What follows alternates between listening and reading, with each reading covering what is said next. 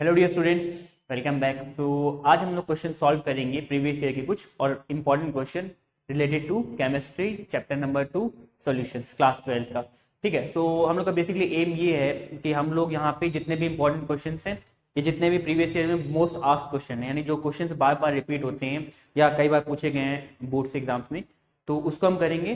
और यहाँ पे मतलब जो क्वेश्चंस रहेंगे वो इस टाइप में रहेंगे कि देखो, अगर जैसे एक क्वेश्चन है जिसमें मोलैरिटी निकालने को बोल रहा है क्वेश्चन में, या ऑस्मोटिक प्रेशर निकालने को बोल रहा है, और जितने भी सिमिलर टाइप ऑफ क्वेश्चन है, जैसे अगर मोलैरिटी निकालने को बोल रहा है और उसी टाइप के क्वेश्चन 4-5 है, तो उसमें से हमने रैंडमली एक क्वेश्चन पिक किया है जो कि मतलब जैसे कॉन्सेप्ट अच्छा है, यानी कॉन्सेप्ट सेम टाइप के क्वेश्चन जो है उसमें एक क्वेश्चन पिक करेंगे और उसको करेंगे। बाकी जो क्वेश्चन आप ट्राई कर सकते हैं, मतलब जितने भी क्वेश्चन हम उठा रहे हैं वो सब डिफरेंट डिफरेंट टाइप के हैं।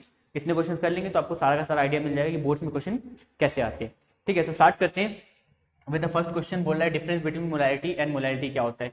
2010 ऑल इंडिया में पूछा गया, दिल्ली में 2009 और 14 की कंपार्टमेंट एग्जाम में और 11 में पूछा गया है। ठीक है, सो मोलैरिटी जिसको हम डिनोट करते हैं कैपिटल एम से, और मोलैलिटी जिसको हम डिनोट करते हैं स्मॉल एम से, इनमें क्या डिफरेंस है। तो देखो, दोनों की दोनों ही क्या है, कॉन्सेंट्रेशन को रिप्रेजेंट करते हैं किसी भी सोल्यूशन में। जैसे मान लो हमारे पास एक सोल्यूशन दिया है, उसमें लेट्स से वाटर है या ब्राइन सोल्यूशन है। ठीक है, ब्राइन सोल्यूशन में क्या होता है, नमक होता है NaCl एंड वाटर होता है H2O, या शुगर सोल्यूशन कोई भी सोल्यूशन होता है। ठीक है, तो उसमें अगर हमको बताना है कितना कॉन्सेंट्रेशन ऑफ सॉल्यूट है, तो सॉल्यूट का कॉन्सेंट्रेशन कितना है, कितना परसेंटेज सॉल्यूट है उसके अंदर, है ना, तो उसी को हम क्या बोलते हैं, कॉन्सेंट्रेशन। ठीक है, यानी कितना कॉन्सेंट्रेशन है NaCl का इन पानी, उसी को हम क्या बोलते हैं, कॉन्सेंट्रेशन। और दोनों के दोनों मोलैरिटी हो या मोलैलिटी, दोनों के दोनों क्या करती हैं, कॉन्सेंट्रेशन निकालने में हमको हेल्प करती है। ठीक है, यानी अगर आपको कॉन्सेंट्रेशन निकालना है ना, तो उसमें कौन हेल्प करता है, मोलैरिटी और मोलैरिटी। तो मोलैरिटी क्या होता है, मोलैरिटी होता है it is ratio of total number of moles of solute to the volume of solution in liter। ठीक है, तो ये होता है आपका molarity. On the other hand molality क्या होता है, it is ratio of number of moles of solute to the mass of solvent in kg। तो ये करता है, ये मास ऑफ सॉल्वेंट इन केजी इसमें रखते हैं, और इसमें क्या रखते हैं, इसमें रखते हैं वॉल्यूम ऑफ सॉल्यूशन लीटर में। यानी अगर हमको अगर नमक की कॉन्सेंट्रेशन निकालनी है ना, तो अगर हमने पानी का वॉल्यूम यानी जो सॉल्यूशन उसका वॉल्यूम लिया है, ठीक है, वॉल्यूम अगर हमारे लिए इंपॉर्टेंट फैक्टर है, तो हम वहाँ पे क्या निकाल रहे हैं, वहाँ पे मोलैरिटी निकाल रहे हैं। ऑन दी अदर हैंड अगर हमने मास को इंपॉर्टेंट फैक्टर दिया, यानी यहाँ पे कितना किलो सॉल्वेंट है, कितना केजी पानी है, तो उस टाइम हम क्या करें, उस टाइम मोलैरिटी को प्रेफरेंस दे रहे हैं। ठीक है, दूसरा पॉइंट जो है वो है it deals with volume of solution. यहाँ पे क्या इंपॉर्टेंट फैक्टर होता है, वॉल्यूम ऑफ सॉल्यूशन, है ना। यहाँ पे क्या फैक्टर होता है इंपॉर्टेंट, वॉल्यूम ऑफ सॉल्यूशन, है ना। तो जो भी हम कैलकुलेशन करते हैं वो किस टर्म में करते हैं, सॉल्यूशन के टर्म में। यानी अगर हम बात कर रहे हैं नमक और पानी की, तो नमक पानी दोनों मिला के सॉल्यूशन बनता है। अगर हम बोलेंगे पानी है, तो क्या पानी प्योर पानी सॉल्यूशन है, नहीं। जब तक उसमें हम कोई दूसरा कंपाउंड या कोई दूसरा सब्सटेंस मिला नहीं रहे, तब तक वो सॉल्यूशन नहीं बन रहा। तो अगर हमको सॉल्यूशन बनाना है, तुमको अलग से सॉल्यूट डालना पड़ता है। जब हम सॉल्यूट डाल देंगे, नमक डाल देंगे पानी में, तो क्या बन जाएगा, सॉल्यूशन। यहाँ पे हम क्या निकालते हैं, volume of solution. On the other hand यहाँ पे हम क्या करते हैं, it deals with mass of solvent. यहाँ पे सॉल्यूशन नहीं होगी, सॉल्वेंट होता है। ठीक है, तो यहाँ पे क्या होता है, यहाँ मास ऑफ सॉल्वेंट होता है। ठीक है, यानी जो भी हम पानी लेंगे, यानी अगर हमने पानी को लिया और उसमें नमक मिलाया, तो जो सॉल्यूशन बना है हम उसका पूरे का मास नहीं लेते, यहाँ पे हम सिर्फ और सिर्फ सॉल्वेंट का मास लेते हैं। ठीक है, तो ये दूसरा डिफरेंस है। यहाँ पे क्या होता है, यहाँ पे सॉल्यूशन के टर्म में होता है, यहाँ पे सॉल्वेंट के टर्म में होता है। एंड तीसरा देखो, अगर हम बात कर रहे हैं सॉल्यूशन की, तो अगर हमने एक कंटेनर में पानी लिया है, ठीक है, एंड लेट्स से वो क्लोज कंटेनर है या तो ओपन कंटेनर है, जो भी होता है, बट उसमें क्या है, उसमें पानी है। ठीक है, अगर हमने इसको हीट दिया नीचे से, हाँ, इसको हम बॉईल करना शुरू करेंगे, तो सब जो वेपर्स है, पानी जो है वो वेपर्स में कन्वर्ट हो जाएंगे। और अगर मान लो किसी केस में ये ओपन है, तो वेपर्स क्या हो जाएगा, एस्केप कर जाएगा थ्रू सोल्यूशन, तो वो सोल्यूशन से बाहर निकल जाएगा। ठीक है, तो यहाँ पे वॉल्यूम जो है वो चेंज हो जाएगा, वॉल्यूम जो है वो चेंज हो रहा है है ना। वॉल्यूम जैसे जैसे हम टेम्परेचर बढ़ा रहे हैं तो वॉल्यूम कम होगा। ऑब्वियस सी बात है, जब आप पानी उबालोगे है ना, या पानी को रख दोगे धूप में तो इवापोरेट होकर क्या हो जाएगा, तो वॉल्यूम चेंज हो जाता है ना, यानी वो गैसियस फेज में चीज कन्वर्ट हो जाता है फ्रॉम लिक्विड। तो यहाँ पे वॉल्यूम क्या हो रहा है, चेंज हो रहा है सोल्यूशन का, है ना। और अगर हम बात करें मास का, तो मास कभी भी चेंज नहीं होता। जैसे हमारे पास कोई सब्सटेंस है, उसका मास क्या है, टेम्परेचर बढ़ाने से मास सेम रहता है, ठीक है, उसमें मास में कोई फर्क नहीं आता। तो हम बोल सकते हैं इट डिपेंड्स ऑन टेम्परेचर, ये टेम्परेचर पे डिपेंड करता है, that is on changing temperature, temperature को चेंज करने से मोलैरिटी टू चेंजेस, तो मोलैरिटी भी चेंज करती है जब हम क्या करें, टेम्परेचर को चेंज करते हैं। और ये लिखते हैं it does not depend on temperature, यानी टेम्परेचर चेंज करने से इस पर कोई फर्क नहीं आता है, ठीक है। वैसे तो एक नंबर क्वेश्चन था, तो एक नंबर के क्वेश्चन के लिए 2 पॉइंट सफिशिएंट थे, मगर इनकेस कभी मान लो आप भूल जाते हो पॉइंट तो उसके लिए 3 पॉइंट लिखा दिए, ठीक है, चाहे तो नोट कर सकते हैं। सेकंड क्वेश्चन देखते हैं। तो सेकंड क्वेश्चन बोल रहा है what do you mean by reverse osmosis, ये 2011 में पूछा गया है, और इसी की बेस मतलब यही सेम कॉन्सेप्ट पे बेस अगला क्वेश्चन है, define the term osmosis and osmotic pressure, जो कि पूछा गया all India 2010, Delhi 2015 compartment, 16 compartment, 11, 13, 17 compartment, ठीक है। सो दिल्ली जो होता है वो भी सीबीएसई का एग्जाम है, सीबीएसई में दिल्ली का जो पेपर होता है अलग होता है, और सीबीएसई में जो ऑल इंडिया का पेपर होता है वो अलग होता है, ठीक है। तो है पूरा सीबीएसई के क्वेश्चन। तो और similar type of question different board में भी आते हैं, तो कुछ नया नहीं है, सब पढ़ना तो एनसीईआरटी से ही होता है, ठीक है। तो यहाँ पे क्वेश्चन भी एनसीईआरटी से बनते हैं। तो पहला क्वेश्चन जो बोल रहा है रिवर्स, अब ये जो तीनों हैं, ये तीनों एक ही कॉन्सेप्ट है, मतलब एक ही कॉन्सेप्ट का पार्ट है। तो यहाँ पे अगर हम चाहें तो उसी की हेल्प से तीनों कॉन्सेप्ट समझ के उसकी डेफिनेशन लिख सकते हैं, ठीक है। और यहाँ पे हम लोग थ्योरेटिकल क्वेश्चन भी करेंगे और न्यूमेरिकल क्वेश्चन भी करेंगे, यानी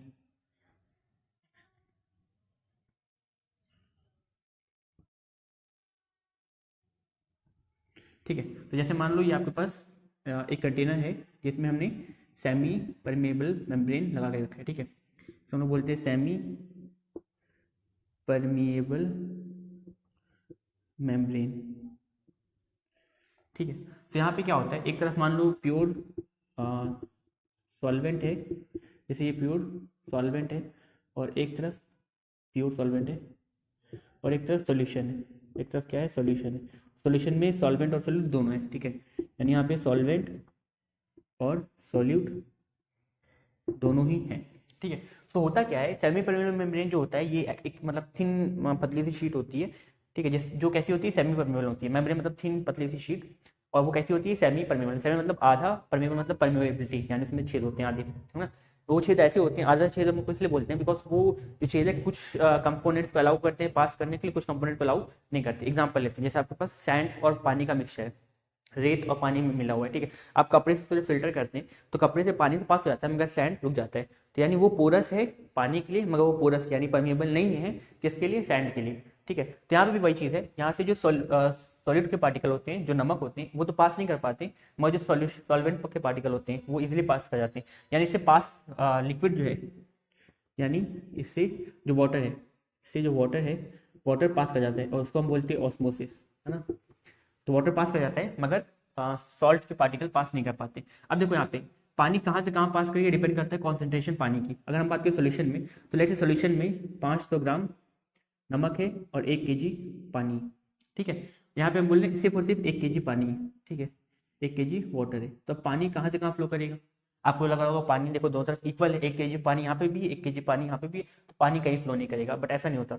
पानी की कॉन्सेंट्रेशन पे डिपेंड करता है, ना कि पानी के अमाउंट पे डिपेंड करता है। अब देखो जैसे यहाँ पे अगर हम बात करें, यहाँ पानी का कितना कॉन्सेंट्रेशन है, तो 1000 ग्राम पानी है, डिवाइड बाई टोटल कितना कंपोनेंट्स अवेलेबल है यहाँ पे। अगर हम परसेंटेज निकालें, कॉन्सेंट्रेशन मतलब परसेंटेज निकालें, तो परसेंटेज क्या होता है, जो भी आपका जितना भी आपका डिजायर्ड आउटकम है, या जो आपको मिला है, या जो रिजल्ट है ना, ये क्या है, आउटकम है, और ये होता है टोटल चांसेस, ठीक है। जैसे एग्जांपल लेते हैं मार्क्स का, तो आपको मार्क्स कितने मिले, लेट्स से आपको मार्क्स मिले 60, कितने में से, आउट ऑफ 100, तो क्या करते हैं 60 आउट ऑफ 100 इंटू 100 परसेंटेज करने के लिए, ठीक है।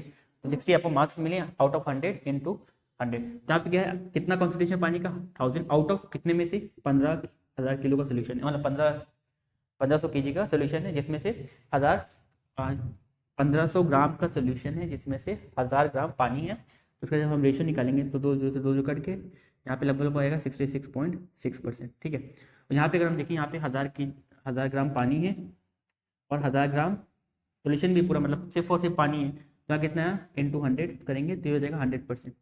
ठीक है। जहाँ पे कॉन्सेंट्रेशन पानी का 100% है, यहाँ कॉन्सेंट्रेशन पानी का 66% है।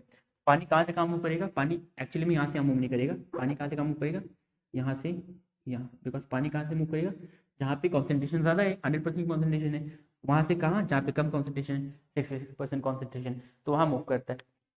ठीक है। तो यहाँ पे अगर हम देखें, जहाँ पे पानी मूव कर रहा है because of change in concentration, है ना, तो हम बोलते हैं पानी कहाँ मूव कर रहा है, हाई कॉन्सेंट्रेशन से लोअर कॉन्सेंट्रेशन में, किसके through, through semi permeable membrane. तो इसी को हम बोलते हैं ऑस्मोसिस प्रोसेस। ऑस्मोसिस प्रोसेस में ये होता है, सोल्यूशन से पानी मूव करता है इनटू सॉल्वेंट या सॉल्वेंट से सोल्यूशन में, डिपेंडिंग अपॉन द कॉन्सेंट्रेशन। यहाँ से हम पहली डेफिनेशन लिख सकते हैं ऑस्मोसिस की। ऑस्मोसिस की डेफिनेशन यहाँ से बन जाएगी कि it is the process of movement of solvent from higher concentration to lower concentration, है ना, थ्रू सेमी परमिएबल मेम्ब्रेन। ठीक है, समझ में आया? तो यहाँ पे क्या है, पानी कहाँ से कहाँ मूव करेगा, जहाँ पे हाई कॉन्सेंट्रेशन होगी और जहाँ पे लोअर कॉन्सेंट्रेशन होगी, उसी के हम बोलते हैं ऑस्मोसिस। अब इसी का उल्टा रिवर्स ऑस्मोसिस होता है। तो रिवर्स ऑस्मोसिस, उससे पहले चलो रिवर्स ऑस्मोसिस देख लेते हैं कि रिवर्स ऑस्मोसिस क्या होता है। अब मान लो ऑस्मोसिस का उल्टा, ऑस्मोसिस का उल्टा क्या होगा, देखो ऑस्मोसिस में क्या होता है, पानी फ्लो करता है, लेट्स से हमने ये माना कि यहाँ पे कॉन्सेंट्रेशन ज्यादा है, यहाँ कॉन्सेंट्रेशन कम है, तो ए तरफ में कॉन्सेंट्रेशन कम है, बी के साइड में कॉन्सेंट्रेशन ज्यादा है, तो पानी बी यानी हायर कॉन्सेंट्रेशन से मूव कर रहा है ए यानी लोअर कॉन्सेंट्रेशन में। ठीक है। अब इसको उल्टा करना है, मान लो हमें कॉन्सेंट्रेशन की डायरेक्शन यानी जो मोशन हो रहा है उसकी डायरेक्शन चेंज करनी है, तो हम क्या करेंगे, तो हम इस केस में यहाँ पे हम एक एक्सटर्नल प्रेशर लगाते हैं।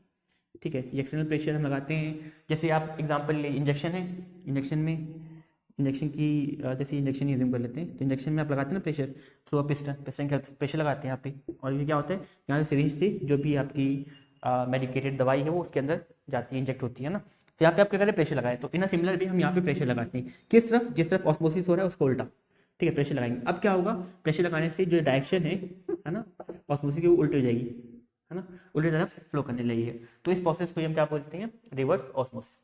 ठीक है। सो एक सेकंड, हाँ, इसी प्रोसेस को हम बोलते हैं रिवर्स ऑस्मोसिस। तो लिख सकते हैं, it is the process of application of external applied pressure to that part of solution where concentration of solvent is less by application of this pressure the osmosis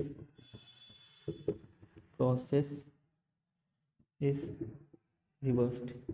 ठीक है, देखो यहाँ पे यही लिखा है, it is the process of application of external applied pressure to that part of the solution. ये ऐसा प्रोसेस होता है जिसमें हम एक्सटर्नल प्रेशर लगाते हैं उस तरफ सॉल्यूशन की जहाँ पे that part of solution where concentration of solvent is less, जहाँ पे कॉन्सेंट्रेशन ऑफ सॉल्वेंट क्या है, लेस है। जैसे यहाँ पे देखो कॉन्सेंट्रेशन सिर्फ 100% थी बी साइड में, ए साइड में कॉन्सेंट्रेशन 66% थी, तो जिस तरफ कॉन्सेंट्रेशन कम होती है हम उस तरफ प्रेशर लगाते हैं, तो उससे होता है क्या, as a result by application of this pressure the osmosis process reverse. तो इसमें क्या होता है, ऑस्मोसिस प्रोसेस उल्टा हो जाता है, यानी लिक्विड जो है वो डिफरेंट डायरेक्शन में फ्लो करने लगता है, यानी लोअर कॉन्सेंट्रेशन से हायर कॉन्सेंट्रेशन में मूव करने लगता है, और इसी पूरी प्रोसेस को बोलते हैं रिवर्स ऑस्मोसिस। ठीक है। इवन जो आपका आरओ होता है, घर में लगा होता है आरओ, वाटर फिल्टर आरओ, वो भी इसी प्रोसेस में काम करते हैं। ठीक है। एंड तीसरा होता है आपका रिवर्स ऑस्मोसिस हो गया, ऑस्मोटिक प्रेशर। तो अगला है ऑस्मोटिक प्रेशर। ठीक है, तो ऑस्मोटिक प्रेशर क्या होता है, जो ये प्रेशर हम लगा रहे हैं ऊपर से, ये जो प्रेशर लगा रहे हैं ना, इसी को हम बोलते हैं ऑस्मोटिक प्रेशर। तो ये क्या होता है, the amount of pressure applied on the lesser concentration side of the solution to reverse osmosis। ठीक है, तो यहाँ पे ये लिखा है जो अमाउंट ऑफ प्रेशर हम लगाते हैं किस कहाँ लेसर साइड की तरफ में, जो सॉल्यूशन का लेसर साइड है वहाँ पे जो हम प्रेशर लगाते हैं, तो हम कितना प्रेशर लगा रहे हैं ताकि वो प्रोसेस क्या हो जाए, ऑस्मोसिस प्रोसेस रिवर्स हो जाए, तो उसी को हम क्या बोलते हैं, ऑस्मोटिक प्रेशर। ठीक है, तो ये दोनों क्वेश्चन है, सबका आंसर यहाँ पे आपको लिखा मिल जाएगा। ठीक है, चाहे तो नोट कर सकते हैं। अगला क्वेश्चन देखते हैं। तो अगला क्वेश्चन बोल रहा है some liquids are on mixing form azeotrope, what are azeotrope. तो एजियोट्रॉप जो होता है, देखो 2013 में पूछा गया, 15 और 14 में। ठीक है, तो यहाँ पे देखो, अगर मान लो हमारे पास 3 सेट ऑफ कंटेनर है जिनमें अलग अलग लिक्विड है। ठीक है, और ये क्लोज है, लेट्स से ये क्लोज है। ठीक है, ये तीनों अलग अलग कंटेनर है एंड ये तीनों सेपरेटेड है। तो एक ए है, एक बी है, एक सी है। ठीक है, ये तीनों में सॉल्यूशन है। अब वो सॉल्यूशन किसका होगा डिपेंड करता है कि हम डालेंगे। ठीक है, तो हमने लेट्स से एक डाला, एक तरफ सॉल्यूशन NaCl और H2O का। ठीक है, एक में हमने डाला इथेनॉल CH3CH2OH का और पानी का। ठीक है, और एक तरफ हमने सॉल्यूशन डाला लेट्स से कार्बन डाइऑक्साइड और पानी का, यानी सोडा वाटर। एक तरफ सोडा वाटर है, एक तरफ इथेनॉल है और एक तरफ नमक पानी है। ठीक है, ब्राइन सॉल्यूशन इसको बोलते हैं। और ये अल्कोहल सॉल्यूशन जो मतलब जैसे जो हम कंज्यूम करते हैं अल्कोहल, वही जो होता है CH3CH2OH है और उसके साथ हमने पानी मिलाया है। ठीक है, यहाँ पे सोडा वाटर है। ठीक है, तो ये 3 सॉल्यूशन है। अब लेट्स से सॉल्यूशन में सॉल्यूट भी है और सॉल्वेंट भी है। ठीक है, यहाँ पे भी सॉल्यूट है और सॉल्वेंट है, यहाँ पे भी सॉल्यूट है, यहाँ पे भी सॉल्वेंट है। ठीक है, और तीनों को हमने गर्म किया, तीनों को हमने गर्म किया। अब तीनों गर्म करने से क्या होगा, देखो अब ये जो है कन्वर्ट होंगे इनटू वेपर्स। अब ये बॉयल होंगे और वेपर्स में कन्वर्ट होंगे। ठीक है, तो यहाँ पे जो सोल्यूशन है हमको पता है कि जब ये बॉयल होगा तो इसका वेपर बनेगा, तो वेपर में नमक तो बिल्कुल नहीं होगा, सिर्फ और सिर्फ पानी होगा। नमक तो बिल्कुल नहीं होगा। लेट्स से ये 100 डिग्री सेल्सियस पे बॉयल हो गया पानी, और वहाँ पे पानी तो दिख रहा है मगर NaCl हमको नहीं दिख रहा, बिकॉज NaCl नॉन वोलेटाइल होता है, वो कन्वर्ट नहीं होता वेपर में, तो वो वैसे ही रहेगा। ठीक है, ऑन दी अदर हैंड जब हम इसकी बात करें, ठीक है, तो ये बॉईल कर रहा है 100 डिग्री पे, लेट्स से ये भी बॉईल कर रहा है 100 डिग्री पे। ठीक है, 100 डिग्री सेल्सियस। हम एग्जांपल ले रहे हैं समझाने के लिए। ठीक है, ये एग्जैक्ट रीडिंग्स नहीं है, जो रीडिंग्स हम ले रहे हैं एग्जैक्ट नहीं है, ये बस समझाने के पर्पज से बता रहे हैं। यहाँ पे 100 डिग्री सेल्सियस है। ठीक है, तो इसमें क्या हुआ, 100 डिग्री सेल्सियस पे पहले 60 डिग्री सेल्सियस पे बॉईल हो गया, मतलब CO2 कन्वर्ट हो गया गैस में, मतलब निकल गया, स्केप कर गया लिक्विड सोल्यूशन से। ठीक है, तो यहाँ पे CO2 पहले आ गया। मैं कुछ देर बाद जब सोल्यूशन 100 डिग्री सेल्सियस पे रीच किया तो उसमें पानी के पार्टिकल्स आ गए। ठीक है, और तीसरे केस में ये बॉयल किया 100 डिग्री सेल्सियस पे, और 100 डिग्री सेल्सियस पे दोनों एक साथ बॉयल हो गए। कौन कौन, इथेनॉल और पानी। तो यहाँ पे कंपोजिशन किसका है, CH3CH2OH, इथेनॉल का भी है और साथ में H2O का भी कंपोजिशन है। ठीक है, तो ये 3 कंडीशन है। अब अगर हम देखें पहली कंडीशन में, अगर हम देखें तो कॉन्सेंट्रेशन या जो भी हमारा कॉन्सेंट्रेशन है किसका, सॉल्यूशन में जो भी पार्टिकल्स हैं, जो भी सॉल्यूट सॉल्वेंट है, उनको कॉन्सेंट्रेशन जो है चेंज कर रहा है उनके वेपर फेज में और लिक्विड फेज में। यानी वेपर फेज में अगर हम देखें तो सिर्फ और सिर्फ H2 है, और लिक्विड फेज में देखें तो NaCl और H2 दोनों है, तो इसका कंपोजिशन चेंज हो गया। ठीक है, तो कंपोजिशन चेंज हो गया तो ये एजियोट्रॉप नहीं रहा।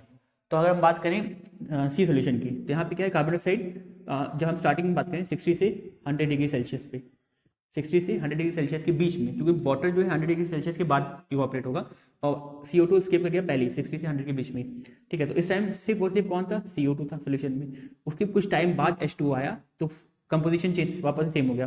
CO2 और H2O का कंपोजिशन जो है यहाँ पे और यहाँ पे सेम रहा। ठीक है, जो CO2 और H2O कंपोजिशन है ऊपर और नीचे वो सेम है, यानी नीचे भी CO2 H2O है, ऊपर भी CO2 H2O है, मगर कब, कुछ डिफरेंट टेम्परेचर पे। 100 डिग्री के बाद, 100 डिग्री से पहले यहाँ पे कहानी कुछ और थी, यहाँ पे दोनों अलग अलग थी।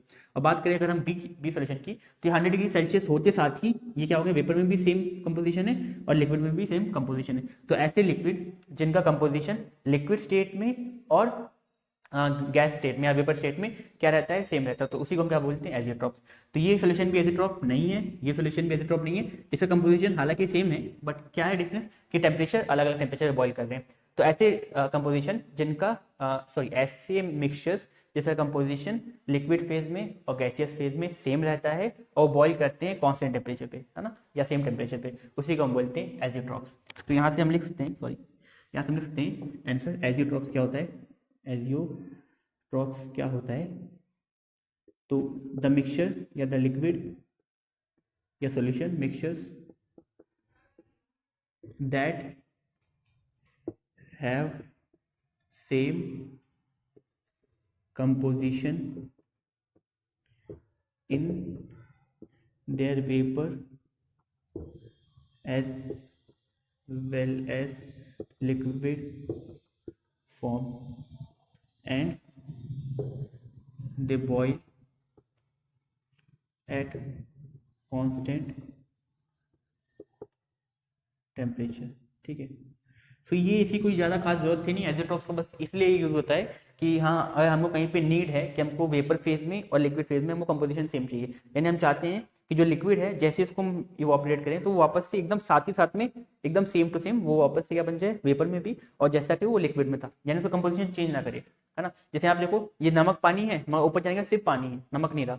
ये क्या है, ये CO2 यानी कार्बोनेटेड वाटर है मगर ऊपर जाने के बाद सिर्फ और सिर्फ कार्बन डाइऑक्साइड बन गया, वाटर हट गया।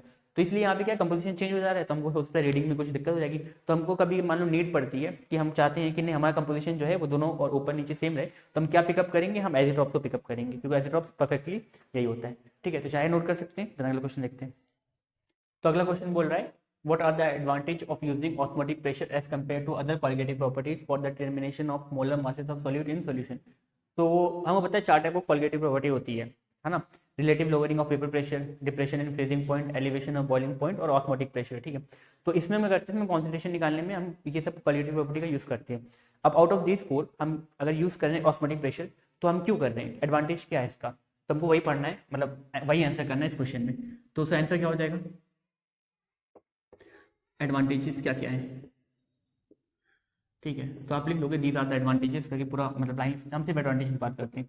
पहला एडवांटेज ये है कि जो अगर हम बात करें relative lowering of vapour pressure, तो अगर वेपर प्रेशर लो कर रहे हैं, अगर हमको चेक करना है तो हमको उसको बॉइलिंग पॉइंट तक लेके जाना पड़ेगा। ठीक है, या तो उसको वेपर प्रेशर तक लेके जाना पड़ेगा, यानी उसको वेपर फेज में कन्वर्ट करना पड़ेगा। तो वहाँ पे क्या होगा, जब भी हम वेपर प्रेशर कैलकुलेट करते हैं तो हमको टेम्परेचर को 100 डिग्री सेल्सियस तक लेके जाना पड़ता है फॉर जनरल केस जैसे वाटर के लिए, है ना। तो हमको टेम्परेचर बढ़ाना पड़ता है, sufficient amount of temperature increase करना पड़ेगा।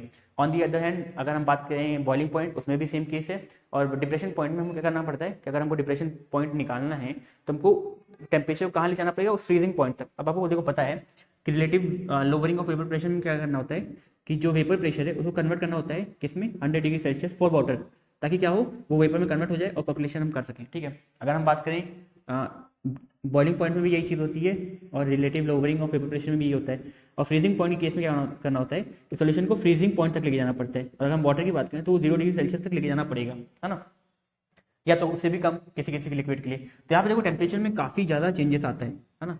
मगर वहीं पर अगर हम ऑस्मोटिक प्रेशर की बात करें तो उसको हम इजीली कैलकुलेट कर सकते हैं 27 डिग्री सेल्सियस पे एट रूम टेम्परेचर, या किसी भी टेम्परेचर पे हम ऑस्मोटिक प्रेशर निकाल सकते हैं। तो पहला एडवांटेज तो यही है कि उसको हम रूम टेम्परेचर पे यूज़ कर सकते हैं। ये जो प्रोसेस है या ये जो प्रोसीजर है इसको हम यूज़ कर सकते हैं रूम टेम्परेचर पे। ठीक है, तो ये तो पहला एडवांटेज हो गया। ये लिख सकते हैं कि it can be use at any temperature, इसको हम यूज सकते हैं किसी भी टेम्परेचर पे, या इससे अच्छा रहेगा आप बोलेंगे अगर दैट इज रूम टेम्परेचर, यानी इसको हम रूम टेम्परेचर पे इजीली यूज़ कर सकते हैं। ठीक है, इस प्रोसीजर को, इस ट्रिक को, या जो भी है ये पूरा का पूरा प्रिंसिपल जिस पे काम करता है ऑस्मोटिक प्रेशर। तो अगर हम चाहते हैं वो मेथड हम अप्लाई करें तो इसको हम रूम टेम्परेचर पे अप्लाई कर सकते हैं, इसमें टेम्परेचर को वैरी करने की जरूरत नहीं है।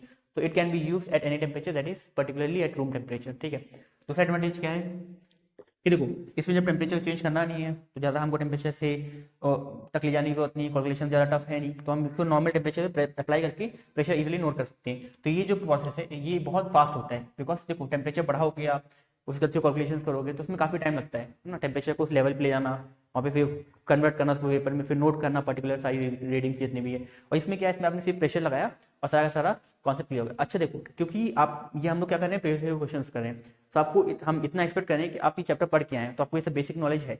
अगर नहीं है तो हम उस लेवल तक बता के ले जाने क्वेश्चंस को पर्टिकुलर, मगर थोड़ा बहुत पता होना चाहिए ना कि क्वालिटेटिव प्रॉपर्टी क्या होती है, ऑस्मोटिक प्रेशर कैसे निकालते हैं, होता क्या है, ये सब चीज़ें आप मतलब पता होगी तो ये हेल्पफुल है। अदरवाइज आप एक बार देख लो उसको, पढ़ के आ जाओ। ठीक है, तो it can be use at any temperature. और दूसरा तो ये है कि इट रीचेस इक्विलिब्रियम वेरी या in very short time, in very short time, thus be obtain result in no time. तो हम इसमें रिजल्ट बहुत जल्दी और इजीली ऑब्टेन कर पाते हैं। तीसरा देखो, कुछ मॉलिक्यूल्स ऐसे भी होते हैं या कुछ कंपाउंड ऐसे भी होते हैं जो हायर टेम्परेचर पे क्या बोलते हैं, अनस्टेबल होते हैं। तो उसको हायर स्टेबल पे मतलब उसको हायर टेम्परेचर पे लेके जाके कैलकुलेशन करना हमारे लिए उतना मतलब सही नहीं होता है ना। बहुत से मॉलिक्यूल्स होते हैं जो हायर स्टेट में जाके क्या होते हैं, अनस्टेबल हो जाते हैं, सच एज बायोमोलिक्यूल्स जितने भी होते हैं ना, आप पढ़ोगे केमिस्ट्री में आपके लास्ट में बायोमोलिक्यूल्स जैसे होते हैं प्रोटीन, फैट्स वगैरह, तो वो सब क्या होते हैं, अनस्टेबल होते हैं एट अ हायर टेम्परेचर। तो उसमें अगर आप कैलकुलेशन पे अप्लाई करोगे दूसरे, चाहे रिलेटिव लोवरिंग वाला वो सब मेथड अप्लाई करोगे, तो उसमें क्या है, उससे उनका नेचर चेंज हो जाएगा, ठीक है, या वो अनस्टेबल हो जाएंगे, तो कैलकुलेशन में कुछ एरर भी आ सकता है। तो उसके लिए क्या है, एडवांटेज ये है कि इट इज हेल्पफुल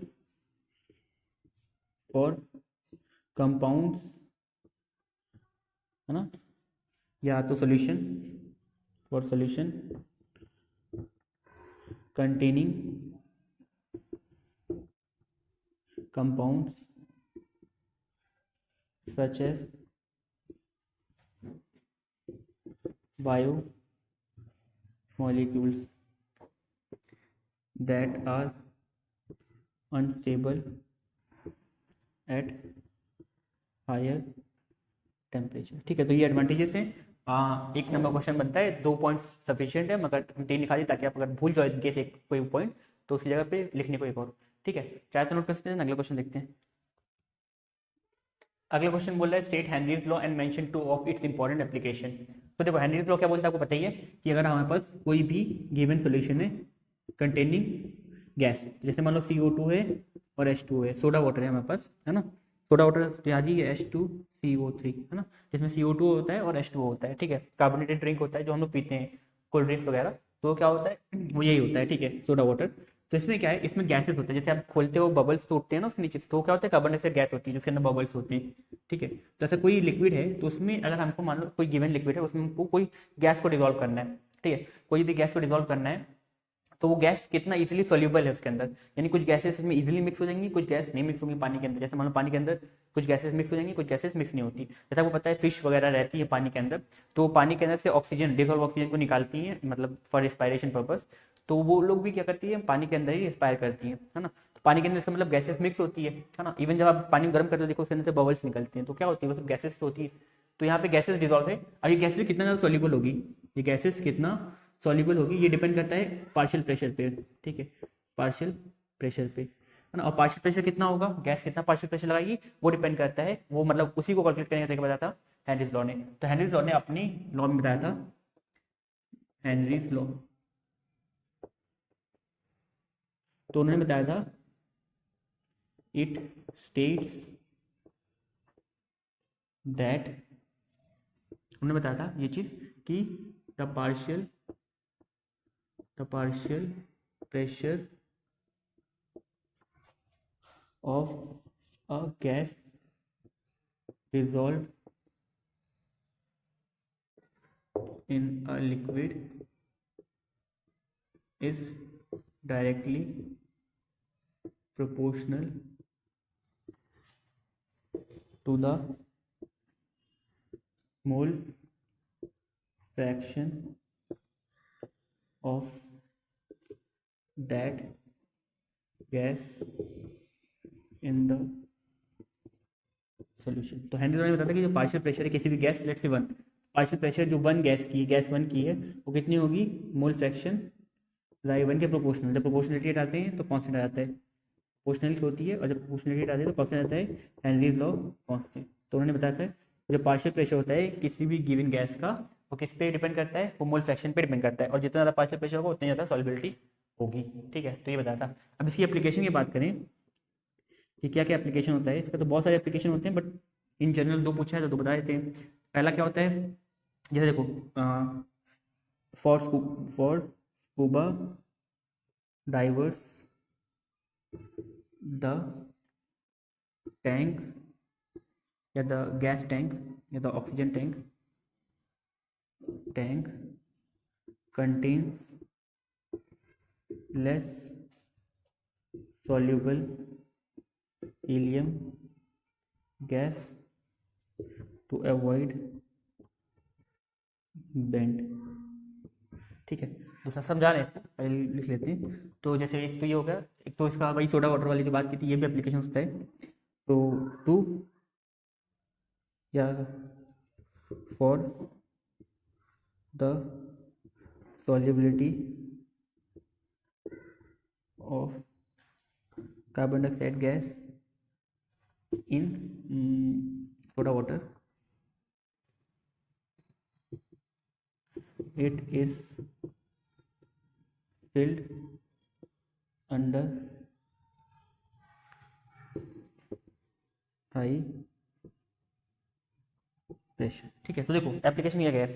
पहले बात तो स्कूबा डाइवर्स, जैसे स्कूबा डाइवर्स जो होते हैं, अगर उनके ऑक्सीजन टैंक में कुछ हाईली सॉल्युबल गैसेस होती है अगर मान लो, तो क्या होगा जब आप मतलब उसको इनटेक करेंगे, जब आप इनहेल करेंगे उस गैस को, तो आपके लंग्स में पहुंचेगी और लंग्स के थ्रू वो रेस्पिरेशन प्रोसेस की हेल्प से वो कहाँ चली जाएगी, वो ब्लड वेसल्स में चली जाएगी, ठीक है। अब क्या होता है कुछ केसेस में ब्लड वेसल्स में हीमोग्लोबिन उसको पकड़ नहीं पाता उन गैसेस को, ठीक है। तो क्या होता है वो जाके ट्रैप हो जाती है ब्लड वेसल्स में। अब जैसे मान लो कोई ब्लड वेसल्स है, ठीक है, इसमें कोई गैस ट्रैप हो गई, तो यहाँ पे क्या होगा, लिक्विड को जाने में मुश्किल होगी, है ना। ये गैस है तो ये ट्रैप हो गई तो लिक्विड को जाने में मुश्किल होगी। तो अल्टीमेटली क्या होगा कि ये प्रेशर, क्योंकि हार्ट तो प्रेशर देगा उतना ही, तो हार्ट प्रेशर देने की वजह से क्या होगा, गैस पाइप जो है ये बल्ब मतलब फूलेगी, एंड इसी वजह से क्या हो सकता है कि आपका हार्ट फेल हो सकता है या ब्लड वेसल्स फट सकती है ना। तो इस केस को हम बोलते हैं बेंड। तो बेंड ना हो, बेंड डिजीज या बेंड की प्रॉब्लम को अवॉइड करने के लिए हम क्या करते हैं, ऑक्सीजन गैस में एक लेस सॉल्युबल गैस को, हीलियम को, ये हीलियम है, ठीक है, He सिंबल लिखिए, हीलियम गैस को हम मिक्स करते हैं ताकि वो हम करें और वो सॉल्युबल ना रहे हमारे ब्लड वेसल्स में, मतलब ब्लड्स में। और दूसरा क्या है, for the solubility of CO2 in a soda water. जैसे हम लोग जो कोल्ड ड्रिंक पीते हैं तो आपने देखा होगा कि उसको हम बहुत हाई प्रेशर में पैक करते हैं, मतलब कंपनी वाले, ताकि जब आप खोलते हैं ना तो काफ़ी प्रेशर निकलता है उसके अंदर से, आवाज़ भी आती है। तो वो क्यों होता है, बिकॉज उसको हम हाई प्रेशर में रखते हैं ताकि जो उसके अंदर कार्बन डाइऑक्साइड है पानी के अंदर वो उसमें डिजॉल्व रहे, सॉल्युबल रहे, ताकि जब आप उसको पिए तो आपको वो टेस्ट आए, ठीक है। तो इसके लिए क्या करते हैं हम लोग, उसको प्रेशर मतलब फिल करते हैं इनसाइड अ बोतल अंडर हाई प्रेशर, ठीक है। तो ये था इसका एप्लीकेशन, चाहे तो नोट कर सकते हैं। देन अगला क्वेश्चन। सो अगला क्वेश्चन बोल रहा है, why do gases nearly always tends to be less soluble in liquid as the temperature is rise. तो देखो जैसे जैसे हम टेम्परेचर बढ़ाते हैं, ठीक है, तो जो पानी में मिक्स गैस होती है वो क्या होती है, वो लेस सॉल्युबल होकर बबल के फॉर्म में निकलने लगती है बाहर। जैसे आपने पानी घर में बॉईल किया होगा तो देखा होगा उसमें से बुलबुला निकलते रहते हैं। ऐसा क्यों होता है, बिकॉज टेम्परेचर बढ़ाने से गैसेस जो होती है वो लेस सॉल्युबल हो जाती है और पानी से निकलने लगती है ना। पानी जब गर्म हो जाता है तो निकलते हैं ना बबल्स उसके अंदर से। तो ऐसा क्यों होता है, क्वेश्चन देखो। अगर हम एक चीज़ होती है कि जब हम लिक्विड को गैस में मिलाते हैं, जब लिक्विड और गैस को हम मिलाते हैं टू प्रिपेयर सोल्यूशन, तो इनसे जो सोल्यूशन बनता है, ठीक है, लिक्विड और गैस का, जैसे मान लो हमने स्वीटनर वाटर यानी मीठा पानी को हमने मिला दिया गैस कार्बन डाइऑक्साइड में, तो हमको मिलता है कोल्ड ड्रिंक, ठीक है। तो कोल्ड ड्रिंक जब मिलती है तो ये जो प्रोसेस होता है ये कैसा होता है, एक्सोथर्मिक। कैसा प्रोसेस होता है, एक्सोथर्मिक, बिकॉज यहाँ पे हीट भी निकलती है। अब देखो कुछ रिएक्शन में हीट निकलती है, कुछ रिएक्शन में हीट नहीं निकलती है, अंदर मतलब इनटेक करता है। तो देखो अगर आपने कभी ग्लूकोज खाया होगा, समझ लीजिए ग्लूकोज खाइए, तो क्या होगा, आपके मुंह में एक ठंडा सा फील होता है, बिकॉज वो रिएक्शन कैसी होती है, एंडोथर्मिक। उसमें जो आपके मुंह की हीट होती है वो एब्जॉर्व कर लेता है ग्लूकोज, है ना, रिएक्शन प्रोसीड करने के लिए। तो यहाँ पे वही चीज, मतलब पानी जो होता है मुंह में सलाइवा उससे रिएक्ट करने के लिए, तो क्या करता है रिएक्शन में हीट एब्जॉर्व करता है। तो कुछ रिएक्शन होती है जो हीट देती है, जैसे एसिड को जब आप पानी में मिलाएंगे तो बीकर गर्म हो जाता है, बिकॉज वो क्या होती है, exothermic reaction. In a similar way हम बोलते हैं जब लिक्विड को हम गैस में मिलाते हैं तो क्या निकलता है, सोल्यूशन और हीट, तो हम बोलेंगे एक्सोथर्मिक रिएक्शन है। तो इसी का उल्टा, अगर हम सोल्यूशन को हीट देंगे, ठीक है, सॉल्यूशन को हीट देंगे तो इसका उल्टा हो जाएगा, तब वो क्या हो जाएगा, एंडोथर्मिक रिएक्शन हो जाएगा। क्या हो जाएगा, एंडोथर्मिक, यानी वो हीट एब्जॉर्ब करेगा सॉल्यूशन और क्या करेगा, उल्टे डायरेक्शन में प्रोसीड करेगा। तो यहाँ पे क्या हो जाएगा, वो रिएक्शन उल्टी जाएगी और गैस और लिक्विड में टूट जाएगा। और अल्टीमेटली होता भी यहाँ पे कि जो हमको पता है, अगर हम लिखते हैं इसका आंसर लिखते हैं as the mixing of gas in a liquid, है ना, is exothermic process. So according to ले चैटलियर्स प्रिंसिपल, ये प्रिंसिपल जो है क्लास 11th में आपने पढ़ा होगा, इक्विलिब्रियम नाम का चैप्टर था, जिसमें ले चैटलियर्स प्रिंसिपल ये बोलता है कि अगर आप कुछ भी चीज़ चेंज करते हैं, ठीक है, तो जो उसका उल्टे डायरेक्शन में रिएक्शन होती है। तो आपने यहाँ पे क्या, यहाँ पे आपने हीट दिया रिएक्शन को, तो एक्सोथर्मिक की बजाय वो कहाँ जाएगी, एंडोथर्मिक डायरेक्शन में, ठीक है। अगर ज़्यादा इसी बारे में जानना है तो आप देख सकते हैं ले चैटलियर्स प्रिंसिपल को, या पढ़ सकते हैं बुक में, ठीक है। तो वही लिखा है, according to Le Chatelier's principle the reaction will proceed in backward direction so as to maintain equilibrium. वैसे ये फिजिकल इक्विलिब्रियम है बट ठीक है ना। And ultimately gas is released out of water. तो जैसे जैसे हम टेम्परेचर बढ़ाते हैं गैस क्या होगा, पानी से निकलती जाएगी। क्यों? क्योंकि ये जो लिक्विड और गैस का कॉम्बिनेशन होता है ये एक्सोथर्मिक रिएक्शन होता है। तो जब आप इसको हीट दोगे तो एंडोथर्मिक रिएक्शन प्रोसीड करेगी अकॉर्डिंग टू लेचेटलियर्स प्रिंसिपल, और वहाँ पे क्या हो जाएगा, वो जो सोल्यूशन है वो ब्रोक डाउन हो जाएगा इनटू लिक्विड एंड गैस। तो वहाँ से जो गैस है वो सेपरेट होने लगेगी किससे, लिक्विड से। ठीक है, तो ये इसका आंसर है। अगला क्वेश्चन बोल रहा है what is meant by positive deviation from Raoul's law. तो देखो राउल्स लॉ क्या होता है, राउल्स लॉ ने बताया था, अपने राउल्स ने अपने लॉ में बताया था कि जो पार्शियल प्रेशर होता है किसी भी गैस का या सॉरी किसी भी लिक्विड का, तो क्या होता है P1, या किसी भी वेपर का है ना, जो लिक्विड चेंज हो रहा है वेपर में, तो वो कितना होता है P1 is equal to P1 not I1, यानी जो प्योर प्रेशर है उसको इंटू कर देगा हम उसके मोल फ्रैक्शन से, तो हमको देगा फाइनली पार्शियल प्रेशर। ठीक है, तो देखो ये एक फॉर्मूला है, जनरली इसको इतना डिटेल में नहीं समझते हैं। ठीक है, हम सिर्फ इतना देखते हैं कि लेट से हमारे पास कोई लिक्विड है, ठीक है, लेट से कोई सोल्यूशन है, तो ये सोल्यूशन जो है ये एक्स है, तो ये सोल्यूशन एक्स है। ठीक है, सोल्यूशन एक्स को जब हमने प्रिपेयर किया, उसको हीट किया, और उससे जो पार्शियल प्रेशर बना उसको हमने कैलकुलेट किया यूजिंग एक्सपेरिमेंट। तो हमने एक्चुअली प्रैक्टिकली इसको कैलकुलेट किया, और लेट से वो आ रहा है 110 पास्कल। ठीक है, जो हमारा पार्शियल प्रेशर आ रहा है वो कितना आ रहा है 110 पास्कल। ठीक है, प्रैक्टिकली जब हमने कैलकुलेट किया using all the devices, manometer, barometer या जो भी डिवाइसेस को यूज़ किया, और हमने प्रेशर निकाला। और जब हमने थियोरेटिकली कैलकुलेट किया यूजिंग फार्मूला, जो राउल्स लॉ के जो फार्मूला है उससे हमने कैलकुलेट किया, तो वो आंसर आ रहा था 100 पास्कल। ठीक है, तो there is a change in this pressure. अभी चेंज क्या है, ये चेंज ज़्यादा है या कम है, यानी जो राउल्स लॉ ने, ये राउल्स लॉ का जो RAULT राउल्स लॉ प्रिडिक्शन। ठीक है, तो राउल्स लॉ ने जो प्रिडिक्ट किया था, ये जो सोचा था, जो एज्यूम किया था या जो कैलकुलेट किया था प्रेशर है ना, वो क्या था, उससे ज़्यादा प्रेशर एक्चुअली में हमने देखा कि आया। जैसे हमने राउल्स लॉ को यूज़ किया और हमने कैलकुलेट किया किसी भी लिक्विड या किसी भी सोल्यूशन के लिए कि उसका प्रेशर जो पार्शियल प्रेशर है वो आना चाहिए 100 पास्कल। आने वाला ठीक है, सो प्रेशर आएगा 100 पास्कल, बट वो कितना आया, वो 110 पास्कल आया। तो यानी यहाँ पे क्या है, यहाँ पे ऑब्वियसली एक इंक्रीज है इन द प्रेशर। तो जब इंक्रीज होता है तो उसको हम बोलते हैं पॉजिटिव। यहाँ पे क्या है, यहाँ पे ये लिक्विड जो है वो क्या कर रहे हैं, वो पॉजिटिव डेविएशन शो कर रहा है as predicted by the Raoult's law. तो ऐसे लिक्विड है ना जिनका पार्शियल प्रेशर जो है वो ज्यादा है as compare to the prediction that is done by Raoult's law, तो उसी को हम बोलते हैं पॉजिटिव डेविएशन। ठीक है, और ऐसे लिक्विड्स जिनका प्रेशर, लेट्स से अब यही कोई लिक्विड है वाई, कोई सोल्यूशन वाई है, ठीक है, इसका प्रेशर भी 100 पास्कल प्रेडिक्ट किया था राउल्स लॉ ने, मगर इसका कितना आ रहा है 90 पास्कल, तो इसका कम आ रहा है। तो जिसका प्रेशर कम आता है उसको हम बोलते हैं नेगेटिव डेविएशन, जिसका प्रेशर ज़्यादा था उसको बोलते हैं पॉजिटिव डेविएशन। तो अब हम लिख सकते हैं कि पॉजिटिव डेविएशन क्या होता है, पॉजिटिव डेविएटिंग सॉल्यूशन या तो पॉजिटिव डेविएशन क्या होता है, to the partial pressure of the mixture या of the components of the solution, ठीक है, and total pressure of solution if come out to be more than that as predicted by Raoult's law, then those solution are called positive deviation। ठीक है, so the partial pressure of the components of the solution and the total pressure of the solution if comes out to be more than that as predicted by Raoult's law, then those solution are called positive deviation। ठीक है, अब अगला आगे question बोले give an example, जैसे example देना। तो याद रखना कि पॉजिटिव डेविएशन, नेगेटिव डेविएशन और आइडियल सॉल्यूशन, यानी आइडियल सॉल्यूशन और नॉन आइडियल की ये दो कैटेगरी, दोनों के कम से कम दो एग्जांपल आपको याद रखने हैं क्योंकि अक्सर पूछते हैं क्वेश्चन। ठीक है, तो इसका एग्जांपल होता है जैसे पॉजिटिव डेविएशन का इथेनॉल एंड वाटर, तो इसका हो सकता है इथेनॉल एंड वाटर, ये एक अच्छा एग्जांपल है जो कि क्या करता है, पॉजिटिव डेविएशन शो करता है। आगे बोला what is the sign of mixing enthalpy for positive deviation, तो इसका साइन क्या होगा, तो डेल्टा जो एच डेल्टा मिक्सिंग इंथैल्पी होता है, यानी चेंज इन मिक्सिंग इंथैल्पी, ये क्या होता है, पॉजिटिव होता है। किसके लिए, पॉजिटिव डेविएशन के लिए, पॉजिटिव डेविएशन के लिए ये इंथैल्पी और वॉल्यूम का, ठीक है, दोनों क्या होता है, पॉजिटिव, यानी चेंज इन वॉल्यूम जो होता है और चेंज इन इंथैल्पी जो होता है क्या होता है, पॉजिटिव डेविएशन के लिए हमेशा पॉजिटिव होता है ना।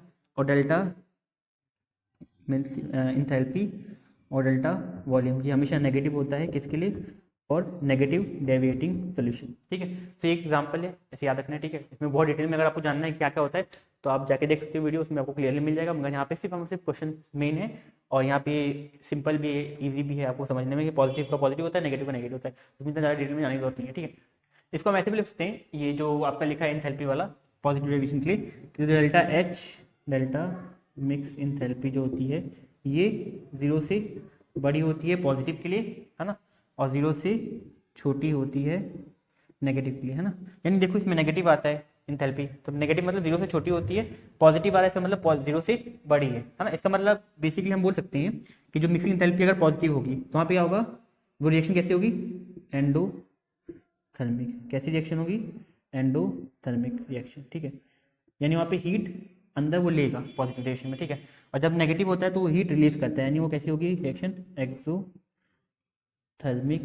रिएक्शन, ठीक है, एक्सोथर्मिक रिएक्शन। तो एक्सोथर्मिक रिएक्शन होगी तो इंथैल्पी क्या आएगी, नेगेटिव, अगर एंडोथर्मिक होगी तो इंथैल्पी आएगी पॉजिटिव। बेसिकली यहाँ पॉजिटिव मतलब 0 से छोटा बड़ा, ये भी दिखाएंगे आप, चाहिए दिखाएंगे, बात वही है, बिकॉज 0 से बड़ा क्या होता है पॉजिटिव और 0 से छोटा क्या होता है नेगेटिव, तो मतलब वही है, ये वही चीज़ है, बट ये थोड़ा सा मतलब एक वो था बताने के लिए इसलिए बता दिया, चाहे अब नोट कर सकते हैं आप चाहे। तो अगला क्वेश्चन बोल रहा है on mixing liquid X and Y volume of the resulting solution decreases या decreased, what type of deviation from Raoult's law is shown by resulting solution, what change in the temperature would you observe after mixing liquid x and y, ठीक है। तो बोल रहा है यहाँ पास liquid x है और लिक्विड y है, so there are two liquids, liquid x, ठीक है, और लिक्विड y, है ना। यहाँ लिक्विड x और y है, ठीक है, जिनसे हम सॉल्यूशन बना रहे हैं, अगर इनको हम मिला दें एक साथ तो सॉल्यूशन बनाए तो there is resulting decrease in the volume, तो यहाँ पे क्या है, डेल्टा वी जो है ये क्या आ रहा है नेगेटिव, यानी ये डेल्टा वी इनका वॉल्यूम है वो क्या हो रहा है नेगेटिव हो रहा है, ठीक है।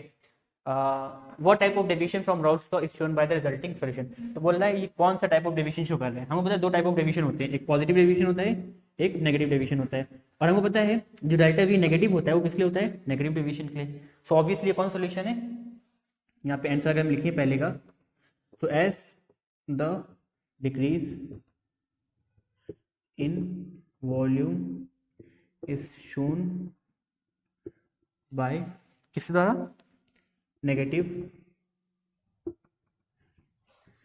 Deviating liquid, therefore it is negative deviating solution. तो ये कौन सा है, नेगेटिव डेविएशन एग्जांपल है, ठीक है। आगे बोल रहा है व्हाट टाइप ऑफ सॉल्यूशन, तो हो गया what changes in the temperature would you observe after mixing delta after mixing liquid X and Y. तो देखो जब डेल्टा वी नेगेटिव होता है, हमको पता है डेल्टा एच मतलब जो मिक्सचर डेल्टा एच होता है एंथैल्पी वो क्या होता है, नेगेटिव है, तो डेल्टा मिक्सिंग वॉल्यूम जो है वो भी नेगेटिव है और डेल्टा मिक्सिंग इंथैल्पी भी क्या है, नेगेटिव है। तो डेल्टा मिक्सिंग इंथैल्पी नेगेटिव है तो हमने बताया था अभी थोड़ी देर पहले लास्ट वाले क्वेश्चन में कि जब नेगेटिव होता है तो वो रिएक्शन क्या होती है, एक्सोथर्मिक, पॉजिटिव होता है तो क्या होता है, एंडोथर्मिक। तो यहाँ पे कौन सी रिएक्शन है, एक्सोथर्मिक। तो एक्सोथर्मिक रिएक्शन में हीट रिलीज होती है कि इनटेक होती है, तो हीट रिलीज होती है, तो हीट रिलीज होगी तो टेम्परेचर बढ़ेगा कि कम होगा, बढ़ेगा। तो यहाँ पे वही है सेकंड पार्ट का answer, as negative deviating solution forms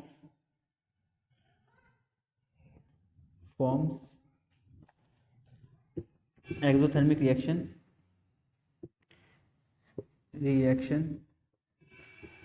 there will be rise in temperature, यानी टेम्परेचर बढ़ेगा, ठीक है। तो यहाँ तक ऑलमोस्ट हम लोग का जो डिफरेंट टाइप ऑफ क्वेश्चन है थ्योरेटिकल पार्ट का वो कवर हो गया। 1 2 3 क्वेश्चन जो बचे हैं थ्योरेटिकल के, मतलब जो मिक्स अप होते हैं थ्योरेटिकल न्यूमेरिकल, तो करेंगे, मगर जो ऑलमोस्ट जो ज़्यादातर मोस्ट ऑफ द क्वेश्चन जो थ्योरेटिकल पूछता है वो इसी टाइप में पूछता है, ठीक है। तो यहाँ तक हमारा थ्योरेटिकल पार्ट लगभग हो चुका है, 1 2 क्वेश्चन और भी हो सकते हैं, मगर मेजोरिटी हो चुका है, ठीक है। अब हम लोग करेंगे न्यूमेरिकल वाला पार्ट, ठीक है। चाहे तो नोट कर सकते हैं, देन आगे क्वेश्चन करते हैं। तो अगला क्वेश्चन बोल रहा है 100 gram of protein is dissolve in just enough water to make 10 ml of solution. तो हमने 100 मिलीग्राम ऑफ प्रोटीन को मिलाया है पानी में, उससे कितना सोल्यूशन प्रिपेयर हुआ है, 10 ml ऑफ सोल्यूशन प्रिपेयर हुआ है। If this solution has an osmotic pressure of 13.3 mmHg, तो इसका जो प्रेशर हमने जब कैलकुलेट किया तो कितना है 13 mm mercury at 25 degree Celsius, यहाँ टेम्परेचर दिया हुआ है। What is the molar mass of protein, तो मोलर मास ऑफ प्रोटीन निकालना है, ठीक है। तो ये क्वेश्चन क्वालिटेटिव प्रॉपर्टी का ऑस्मोटिक प्रेशर का है, ठीक है। तो ये ऑस्मोटिक प्रेशर क्वेश्चन है। तो ऑस्मोटिक प्रेशर में formula of the pi is equal to CRT, ठीक है। यानी यहाँ पे C कॉन्सेंट्रेशन होता है, R यूनिवर्सल गैस कांस्टेंट जिसकी वैल्यू दी है, T टेम्परेचर होता है, and pi is osmotic pressure. तो हमको निकालना क्या है, हमको निकालना है यहाँ पे मोलर मास ऑफ प्रोटीन। तो मोलर मास ऑफ प्रोटीन निकालने के लिए हमको क्या करना पड़ेगा, पाई ये RT डिवाइड में हो जाएगा, तो सॉरी इनटू मल्टीप्लाई में हो जाएगा, तो डिवाइड में, और C इज कॉन्सेंट्रेशन जो कि होता है number of moles by volume. C concentration होता है, यानी कॉन्सेंट्रेशन कौन सा, मोलैरिटी। तो मोलैरिटी क्या होता है, given mass number of moles by volume in litre, तो वॉल्यूम को लीटर में रखना होता है, ठीक है। यहाँ से ये आ गया C की वैल्यू, ठीक है। तो हमको निकालना क्या है, नंबर ऑफ मोल्स, जो कि आ जाएगा नंबर ऑफ मोल्स होता है pi into V by RT, ये डिवाइड में हो जाएगा तो मल्टीप्लाई में, है ना, एंड यहाँ पे डिवाइड में भी हो जाएगा तो मल्टीप्लाई, तो पाई V बाय RT। यहाँ से नंबर ऑफ मोल्स निकाल लेंगे एंड देन उसकी हेल्प से हम कैलकुलेट कर लेंगे मोलर मास, ठीक है। क्वेश्चन में दिया क्या है, गिवन मतलब गिवन मास दिया है कितना, 100 मिलीग्राम ऑफ प्रोटीन, 100 मिलीग्राम, इसको ग्राम में चेंज करने के लिए हम डिवाइड कर देंगे 1000 से, पर इसको डिवाइड कर देंगे 1000 से, ग्राम में चेंज करने के लिए तो आएगा 0.1 ग्राम, ठीक है।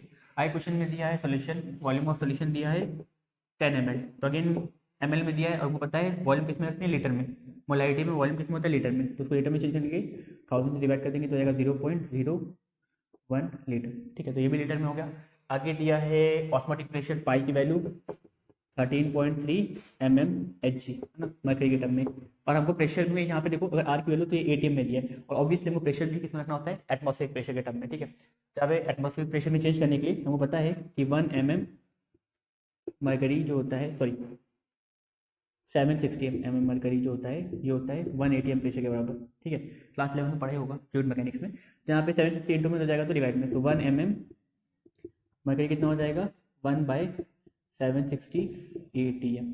अब यहाँ पे 1 को इंटू करेंगे 13.3 से, तो 13.3 mm कितना हो जाएगा 13.3 डिवाइड बाई 760 ATM, यहाँ पे कितना गए 13.3 डिवाइड बाई 760 सॉरी हाँ ATM एटमॉस्फेरिक प्रेशर में, ठीक है।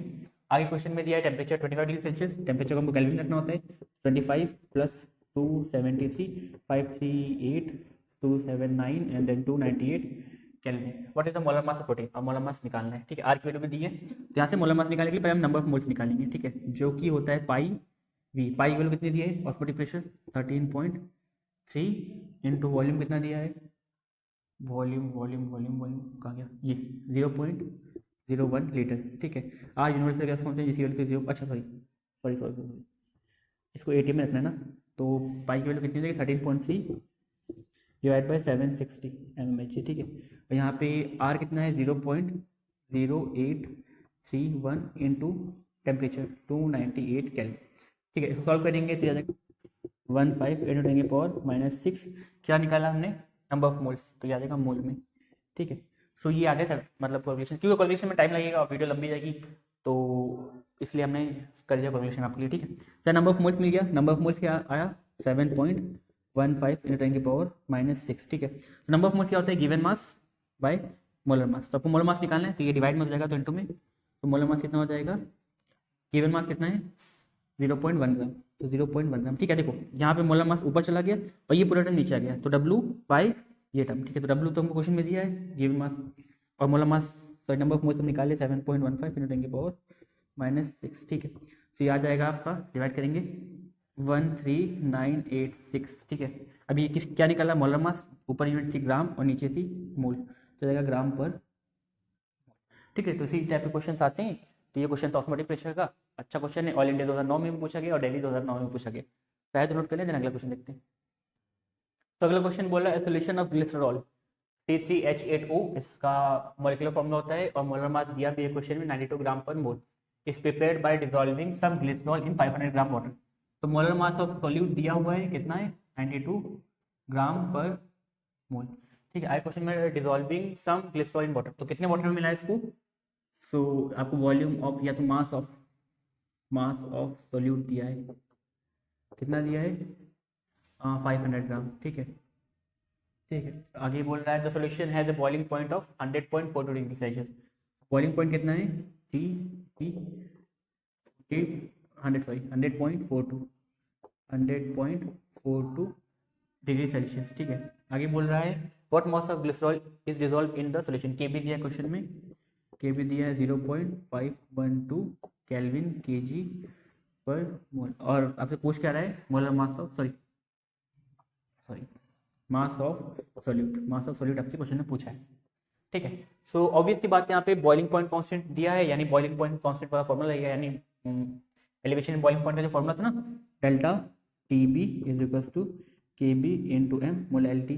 ठीक है, एम यहाँ पे क्या होता है मोलैलिटी, और ये के बी होता है बॉइलिंग पॉइंट कांस्टेंट। ठीक है, ठीक है, अब डेल्टा टी बी कितना होगा, चेंज इन टेम्परेचर, डेल्टा मतलब चेंज और टी मतलब बॉइलिंग पॉइंट टेम्परेचर में कितना चेंज है। तो देखो बॉइलिंग पॉइंट चेंज कितना टेम्परेचर होगा, इसको निकालने के लिए हम निकाल सकते हैं डेल्टा टी बी, ये क्या होता है फाइनल टेम्परेचर, यानी सॉल्यूशन कितना टेम्परेचर हो गया 100.42।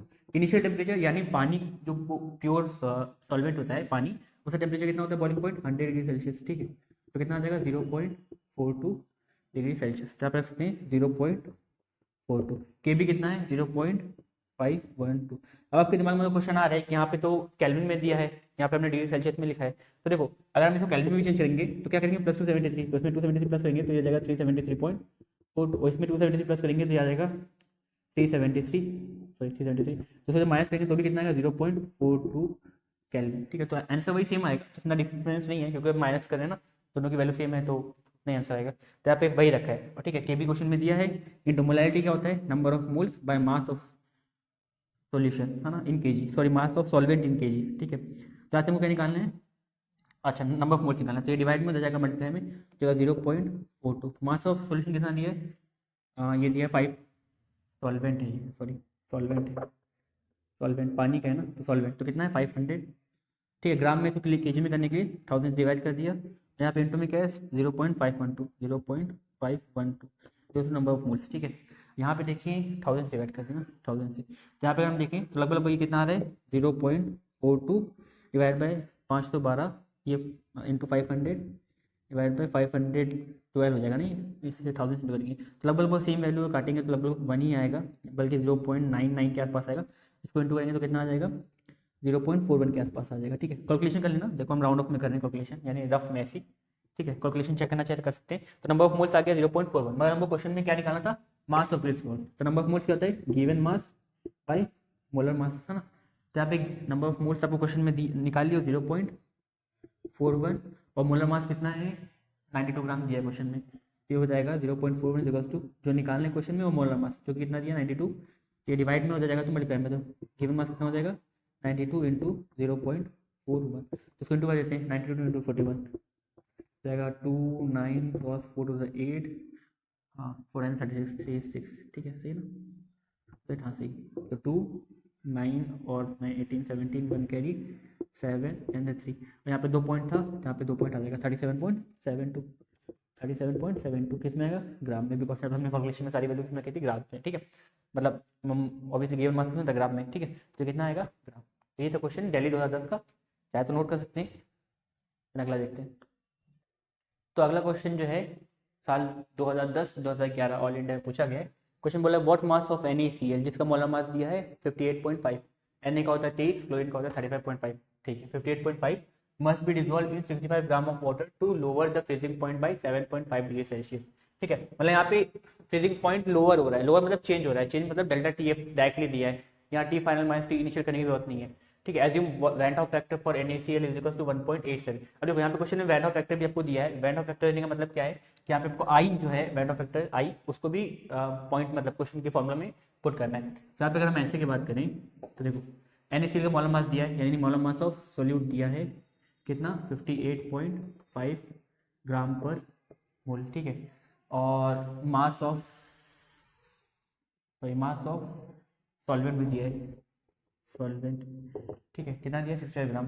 65 ग्राम को अगर हम चेंज करेंगे, मास ऑफ सॉल्वेंट दिया ना, तो 65 ग्राम को अगर हम चेंज करेंगे इनटू केजी तो डिवाइड करेंगे 1000 से, ठीक है, तो जाएगा 0.065, सॉरी 0.65, तीन है ना, 1 2 3, सॉरी 0.065 है ना, जीरो था 1.2.6 है ना, तो जाएगा 0.065 ग्राम है ना, तो केजी में हो गया, ठीक है, बिकॉज ये सॉल्वेंट है, सॉल्वेंट को हम केजी में रखते हैं, सॉल्यूट को हम ग्राम में रखते हैं। बोला to lower the freezing point by, तो डेल्टा टी एफ की वैल्यू दिया है 7.5 डिग्री सेल्सियस, ठीक है। अगेन 7.5 डिग्री सेल्सियस को अगर हम कैल्विन में करेंगे ना, मतलब जो माइनस करने के बाद, तो ऐसे ही आएगा जैसे लास्ट वाले क्वेश्चन में था। और वेट फैक्टर आई की वैल्यू दिया है, आई की वैल्यू है 1.87, और क्वेश्चन में के एफ भी दिया है, यानी freezing point constant 1.86 kelvin KG पर, ठीक है। क्वेश्चन में आपसे पूछ रहा है कि मास ऑफ NaCl कितना है, यानी गिवन मास निकालना है आपको, ठीक है, मोलर मास नहीं, गिवन मास निकालना है। फॉर्मूला होता है डेल्टा टी एफ का, अगेन के एफ इंटू मोलैलिटी, है ना, मगर यहाँ पे क्योंकि क्वेश्चन में उसने बोला है, दिया है बेटा फैक्टर, तो उसको भी हमको कैलकुलेशन में इंक्लूड करना पड़ेगा, ठीक है। तो यहाँ पे डेल्टा टी एफ वैल्यू दिया है 7.5 इंटू 1.87, सॉरी 1.87, हाँ 1.87 वैल्यू दिया है आई की, इंटू के एफ 1.86 और मोलैलिटी जो कि होता है number of moles, number of moles, पहले मोलैलिटी निकाले देना आगे कैलकुलेशन करके, तो इंटू में हो जाएगा तो डिवाइड में, तो मोलैलिटी हो जाएगा 7.5 डिवाइड बाई 1.86, 1.87, 18 का स्क्वायर 300, लगभग लगभग 3 पॉइंट समथिंग आएगा, 3.4 के आसपास, ठीक है, 3.45, 3.45, 3.4 या 3.5 के बीच में आएगा, 3.5 लेके चलते हैं हम, ठीक है, राउंड ऑफ में।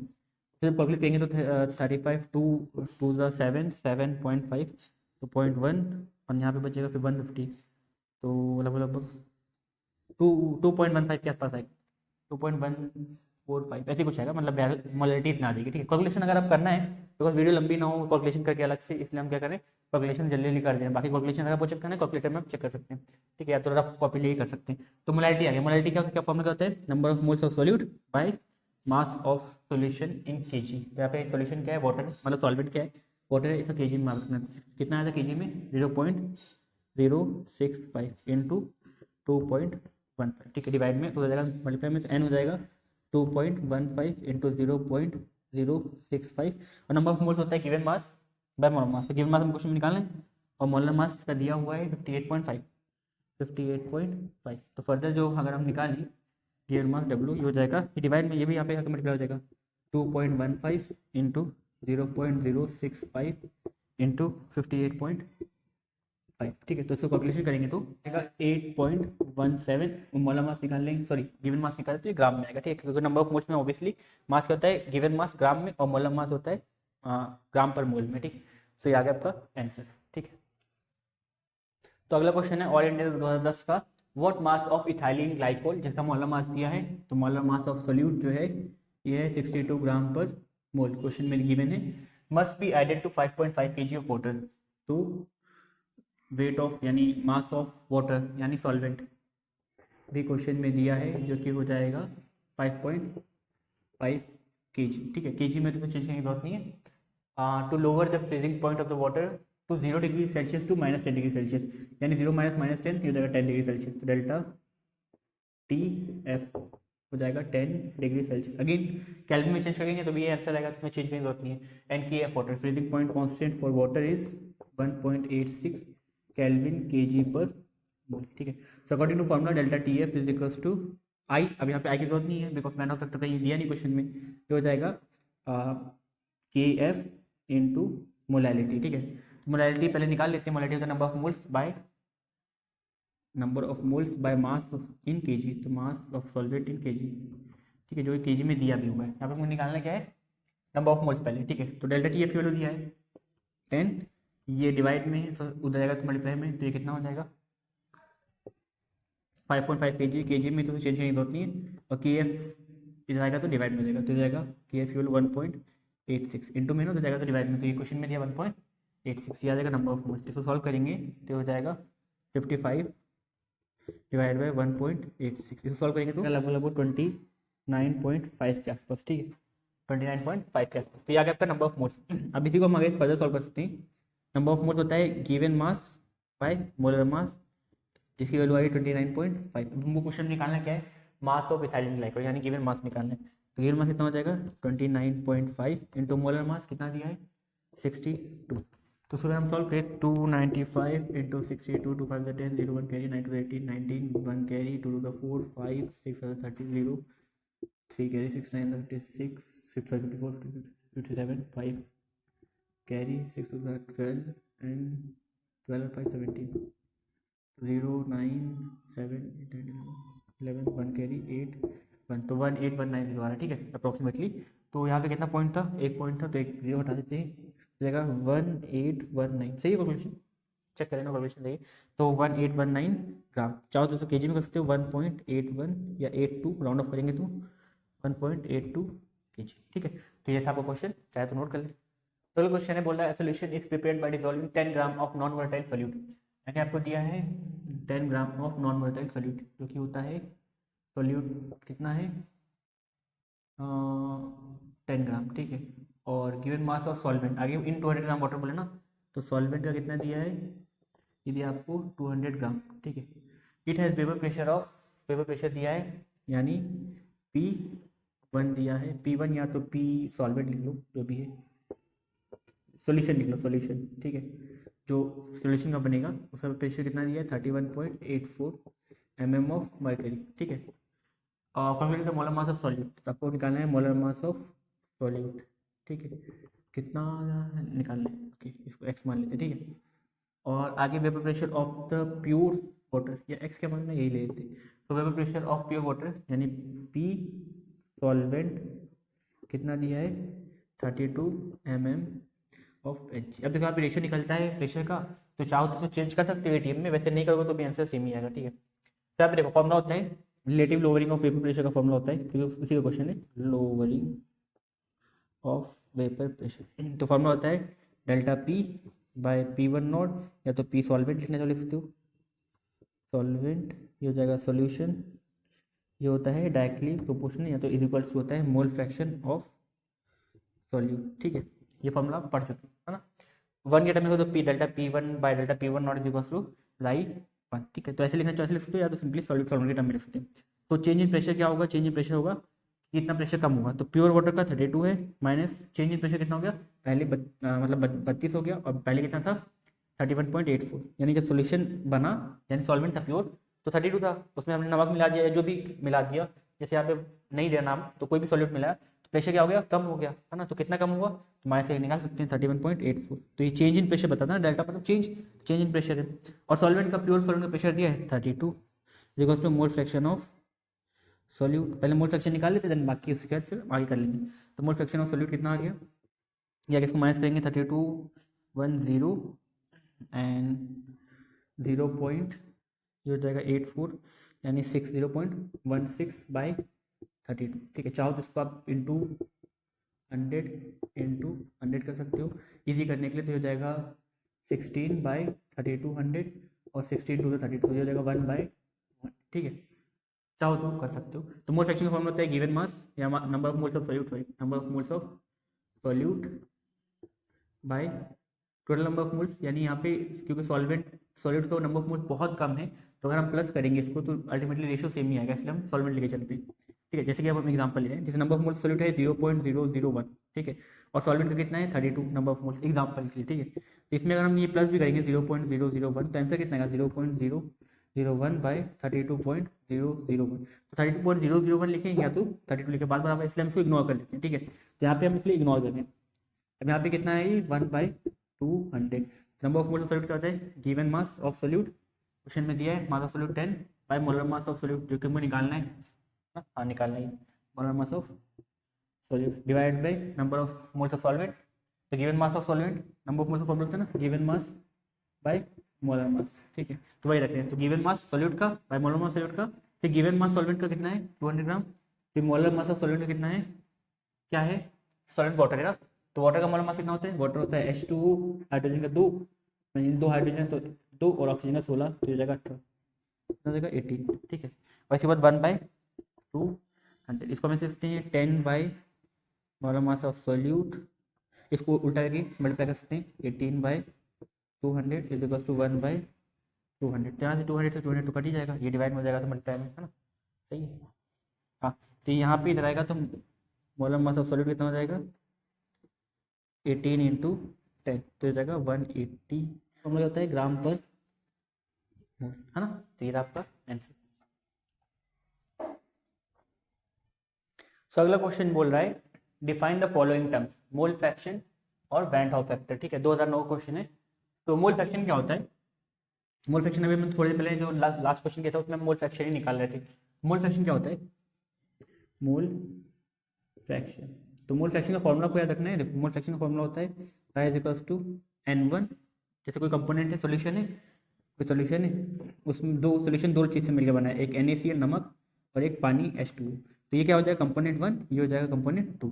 तो मोल फ्रैक्शन जिसका भी निकालना है, चाहे NaCl नमक का निकालना है चाहे पानी का निकालना है, यानी समझो जितने भी कंपोनेंट है, जो सॉल्यूशन की जितने भी चीज़ों से बना है उसमें से वो सब क्या हो जाएंगे, कंपोनेंट हो जाएंगे।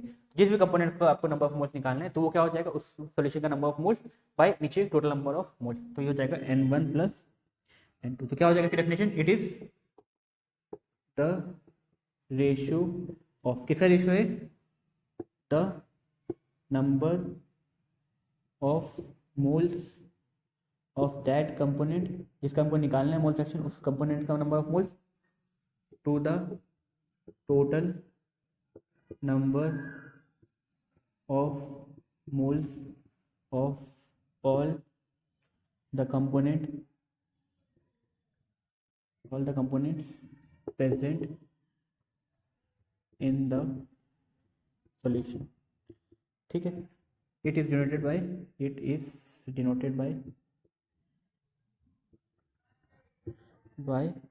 इसको हम xi से डिनोट करते हैं। ठीक है, जो आपकी NCERT है उसमें xi लिखा है, इसलिए हम xi लिखा है। ठीक है, एंड सेकेंड वन इज, अगर आपको xi1 निकालना है तो ये हो जाएगा फॉर्मूला, xi2 निकालना है तो ये जाएगा n2/n1 प्लस n2। ठीक है, और बहुत सारे कंपोनेंट है तो n1/n1 plus n2 plus n3 plus n4, जितने भी कंपोनेंट उसको हम प्लस करते जाएंगे।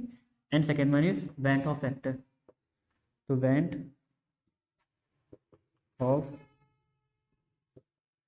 फैक्टर। ठीक है, तो वेंट ऑफ फैक्टर क्या होता है, जैसे मान लो कोई भी कंपोनेंट है सॉल्यूशन में, ठीक है, जैसे NaCl है, जब इसको हम पानी में डालेंगे तो ये डिसोसिएट होगा इनटू Na प्लस Cl। तो नंबर ऑफ मोल्स कितने हैं इसके बिफोर उसको डालने से पहले पानी में, सॉल्यूशन बनने से पहले इसके मोल्स कितने थे, 1 मोल। यहाँ पे कितना है NaCl, 1 मोल, और यहाँ पे कितना है, एक सोडियम एक क्लोरीन है, तो कितने मोल्स हो गए, एक सोडियम का, यानी एक सोडियम का प्लस एक क्लोरीन, तो कितना हो गया 2 मोल।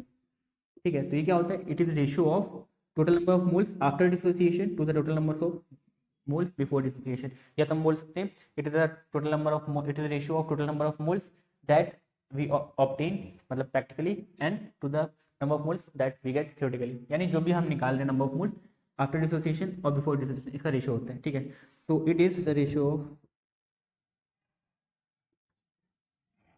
Number of moles of any given salt before after dissociation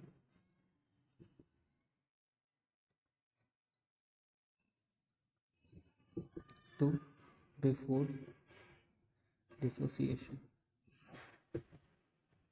ठीक है, इसको हम डिनोट करते हैं आई से, तो आई क्या होता है, आई हो जाता है total number of moles before sorry after dissociation कितना है 2 मोल्स, और बिफोर डिसोसिएशन कितना था 1, तो कितना हो जाएगा इस केस में।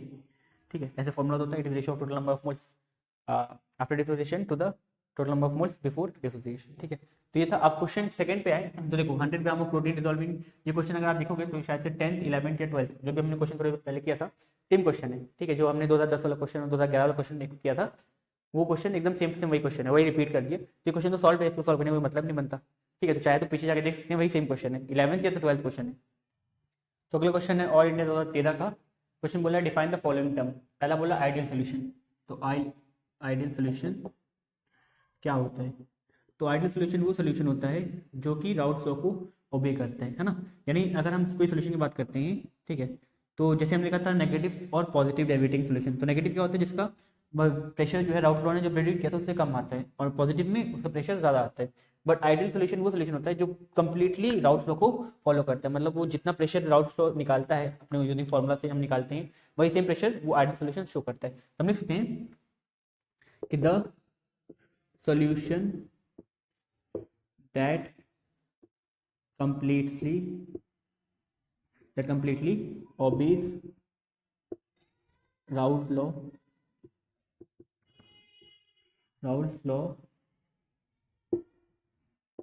in any given condition, that is the intermolecular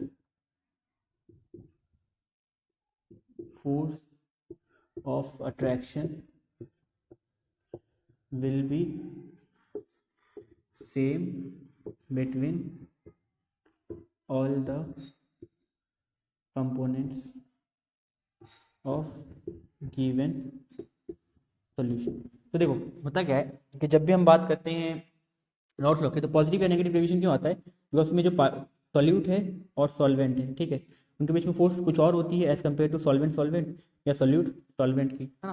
तो यानी इनके बीच में जितने भी पार्टिकल्स हैं, चाहे वो ए सॉल्यूट हो बी सॉल्वेंट, तो ए बी में हो ए में हो या बी में हो, ये क्या होती है, ये डिफरेंट हो जाती है। जैसे मान लो ए बी की ज़्यादा हो जाएगी तो क्या होगा, ये दोनों बन जाएंगे, यानी वेपर्स कम बनेंगे। अगर ए और बी की ज़्यादा होगी तो वेपर ज़्यादा बनेंगे, यानी पॉजिटिव या तो नेगेटिव डेविएशन आ जाता है। मगर जब हर केस में अगर ये क्या रहे, इनके बीच में intermolecular force of attraction same रहे हर टाइम, यानी जितना प्योर सॉल्यूशन में और उतना ही सॉलिड और सॉलिड में भी रहे, तो क्या होगा, तो उनका हमेशा क्या रहेगा, कंडीशन सेम रहेगी। तो यानी उसका जो प्रेशर जो रहेगा वो थ्रू आउट द पूरा सिनेरियो में सेम रहेगा। तो हम बोल सकते हैं कि the solution that completely obeys Raoult's law in any given condition, that is the intermolecular force of attraction will be the same between all the components in given solution. यानी जितने भी सोल्यूशन में जितने भी कंपोनेंट है, चाहे वो solute हो सॉल्वेंट हो, सब में क्या रहेगा, सब में प्रेशर जो इंटरमॉलिक्यूलर फोर्स रहेगी वो सेम रहेगी, तो वो ऑब्वियसली राउल्ट्स लॉ को फॉलो करेंगे, ठीक है। तो ये हो गया आपका डेफिनेशन। इसके बाद एजियोट्रॉप्स क्या होता है बता चुके हैं, ऑस्मोटिक प्रेशर क्या हुआ लास्ट टाइम क्वेश्चन कर चुके हैं। अब अगला क्वेश्चन बोला है बी पार्ट जो इसका है, a solution of glucose is in water is label 10% by weight, what would the molality. तो बोले मोलैलिटी निकालना है ग्लूकोज का, तो मोलैलिटी का फॉर्मूला होता है स्मॉल एम, मोलैलिटी का फॉर्मूला होता है number of moles of solute bye mass of solvent in KG, ये होता है।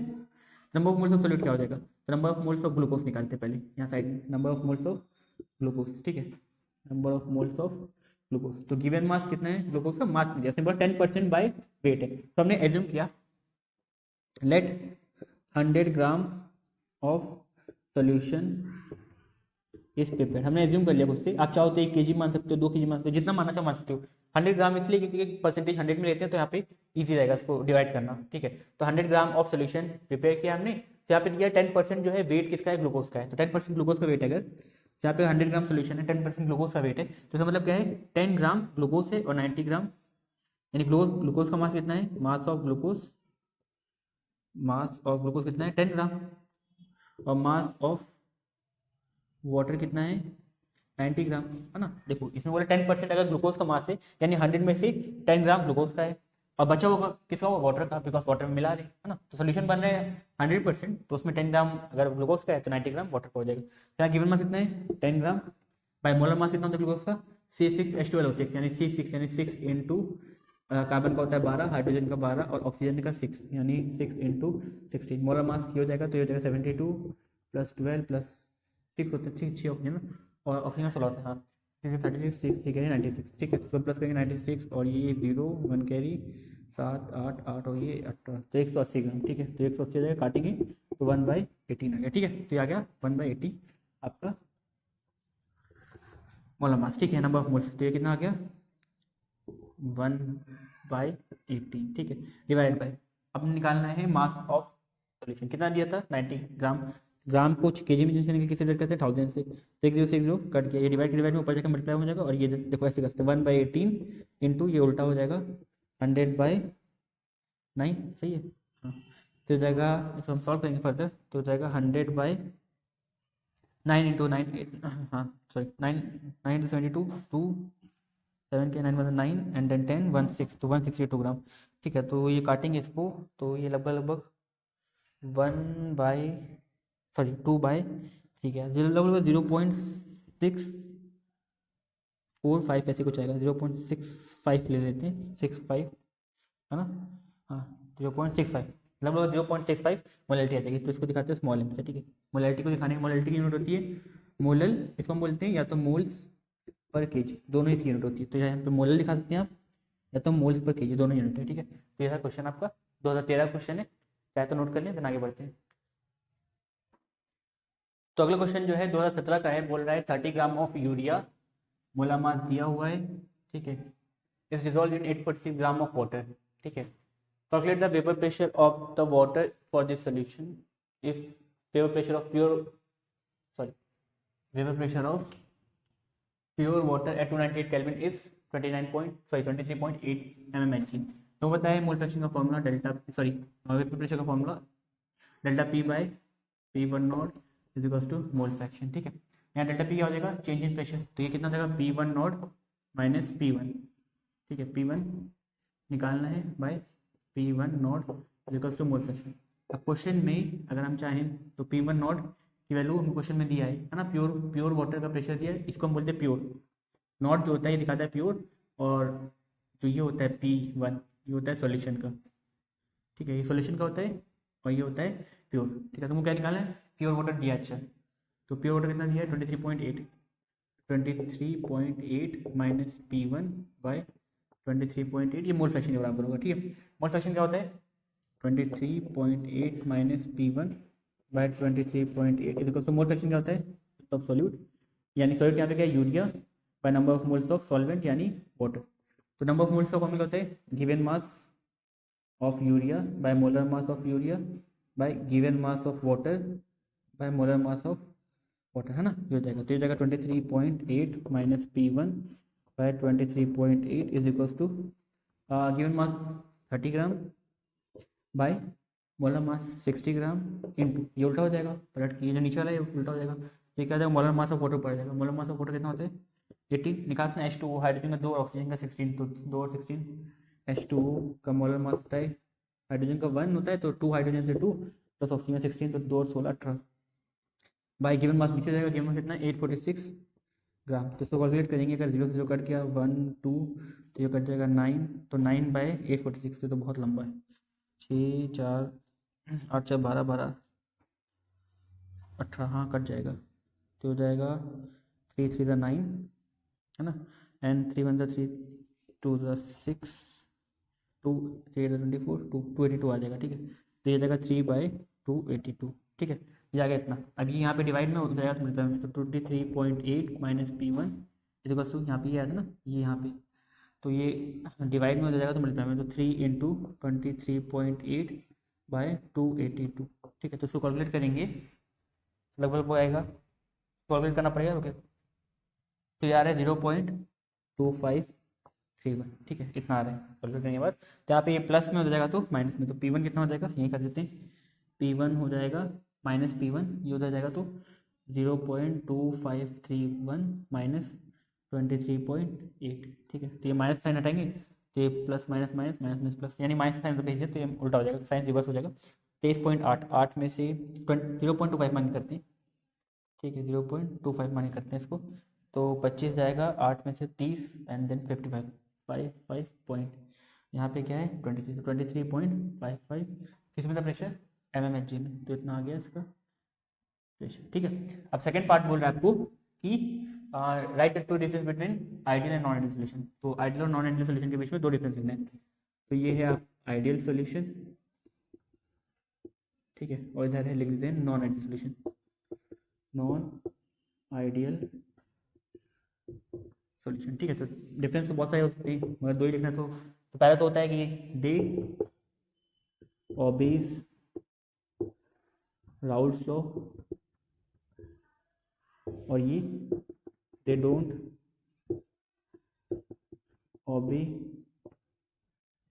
Raoul's. Second, there is no change in temperature or heat इसमें जब हम रिएक्शन कराते हैं यानी जब मिक्स करते हैं सॉल्यूशन बनाते हैं तो ना टेम्परेचर कम होता है ना टेम्परेचर बढ़ता है, तो टेम्परेचर क्या होता है कांस्टेंट रहता है, तो आप ऐसे लिखते हैं टेम्परेचर रिमेन्स कांस्टेंट। और इसमें क्या है दूसरा, इसका दूसरा क्या हो जाएगा temperature for non ideal solution is not constant, ये कांस्टेंट नहीं रहता, ये चेंज होता है, ठीक है। तीसरा अगर दो लिखने के बाद हम अगर इन केस अगर आ जाए एग्जाम में तो 3 पॉइंट्स अगेन वही सेम चीज़ 3 पॉइंट्स याद रखना है, एक भूल जाओगे तो उसी जगह पर लिखने के लिए। सो इसमें क्या होता है डेल्टा मिक्सिंग वॉल्यूम कितना होता है, डेल्टा मिक्सिंग वॉल्यूम 0 होता है, डेल्टा मिक्सिंग एंथैल्पी भी 0 होती है। मगर इसमें क्या होता है तीसरा, इसमें डेल्टा मिक्सिंग वॉल्यूम 0 नहीं होता, या तो 0 से बड़ा होगा या तो छोटा होगा, डेल्टा मिक्सिंग एंथैल्पी क्या होगी 0 से बड़ी या छोटी होगी। नेगेटिव डेविएटिंग सोल्यूशन है तो ये क्या होगा नेगेटिव होगा, और पॉजिटिव डेविएटिंग सोल्यूशन है तो पॉजिटिव होगा, ठीक है। तो ये आपका क्वेश्चन का आंसर है, चाहे तो नोट कर सकते हैं। तो अगला क्वेश्चन जो है बोला define the following term molality. पहला है मोलैलिटी, मोलैलिटी क्या होता है it is ratio of total number of moles of solute to the mass of solvent in kg। ये डेफिनेशन आपको लिखा भी चुके हैं हम, जो क्वेश्चन कहते हैं मोलैलिटी और मोलैलिटी वाले डिफरेंस में कर लिए थे, मगर यहाँ पे एक नया टर्म है abnormal molar mass, abnormal molar mass, क्योंकि क्वेश्चन रिसेंटली आया 2017 में आया है ना, तो रिपीट होने के चांसेस है, मतलब क्योंकि अच्छा गैप है, यानी ज़्यादा जल्दी भी नहीं है ज़्यादा लेट भी नहीं है, यानी सही टाइम पे है, ठीक है। यानी 2017 के बाद 2023 अभी आप एग्जाम देंगे तो गैप है अच्छा, ठीक है, तो आने के चांसेस है। तब ना मोलर मास करता है, जैसे कि आपको एग्जांपल देता है NaCl जब भी डिसोसिएट करता है Na+ और Cl- में, तो यहाँ पे नंबर ऑफ मोल्स पहले जितना हमने थ्योरेटिकली एक्सपेक्ट किया था या तो कैलकुलेट किया था उतना होता नहीं है एक्चुअली में। तो ये जो चेंजेस होता है ना नंबर ऑफ मोल्स में, यहाँ पे देखो 2 मोल बने, यहाँ पे 1 मोल, तो हमने कैलकुलेशन में अपनी यूज़ किया है 1 मोल, मगर एक्चुअली में आंसर किस पे डिपेंड कर रहे हैं 2 मोल पे। तो ये जो ये चेंज होता है ना मोल में, यानी जो डिफरेंस होता है मोल में, इसी को हम क्या बोलते हैं एबनॉर्मल मोलर मास। तो क्या होता है it is difference in the, या इंग्लिश लिखते हैं it is the change of the number of moles of any given electrolyte, या तो सॉल्ट या तो कंपोनेंट ऑफ द सॉल्यूशन, है ना। तो it is the change of number of moles of the from theoretical या थ्योरेटिकली एक्सपेक्टेड वैल्यू। तो जितना थ्योरेटिकली हमने कैलकुलेट किया था एक्सपेक्ट किया था नंबर ऑफ मोल्स, उतना ना आके चेंज हो जाए नंबर ऑफ मोल्स, तो उसे हम क्या बोलते हैं एबनॉर्मल मोलर मास, ठीक है। तो बस इतने क्वेश्चन थे इसमें करने को, मतलब जो जितने भी हमने क्वेश्चन किए मतलब ये ऑल ओवर द सारे टॉपिक जितने भी आपके सॉल्यूशन चैप्टर के सब कवर कर देते हैं, ठीक है। यानी जो जो इंपॉर्टेंट चीज़ें हैं, जितने भी इंपॉर्टेंट क्वेश्चन हैं, जो मोस्ट रिपीटेड क्वेश्चन है, या तो जो बार बार उसी टाइप के क्वेश्चन आ रहे थे, तो ऐसे क्वेश्चन बहुत सारे हैं, मगर जो जितना भी कॉन्सेप्ट है वो इन 19 क्वेश्चन में आपका एक्सप्लेन हो जाता है। चाहे हम बात करें क्वालिटेटिव प्रॉपर्टी की जितने क्वेश्चन बनते हैं चारों हमने किया है, चाहे मोलैलिटी या मोलैलिटी वाले क्वेश्चन की बात करें वो भी हमने किया है, राउल्स लॉ और हेनरीज लॉ वाला भी। तो जितने भी मोस्ट इंपॉर्टेंट टॉपिक्स है जिससे क्वेश्चन रिपीट होते हैं, तो वैसे हमने सारे क्वेश्चन कर लिए, कुछ बेसिक डेफिनेशन भी थी उसको भी हमने एकदम क्लियर कर समझ लिया, ठीक है। तो बस आज के इतने रखते हैं, होप तो समझ में आया होगा, and best of luck for your exams, thank you and have a nice day.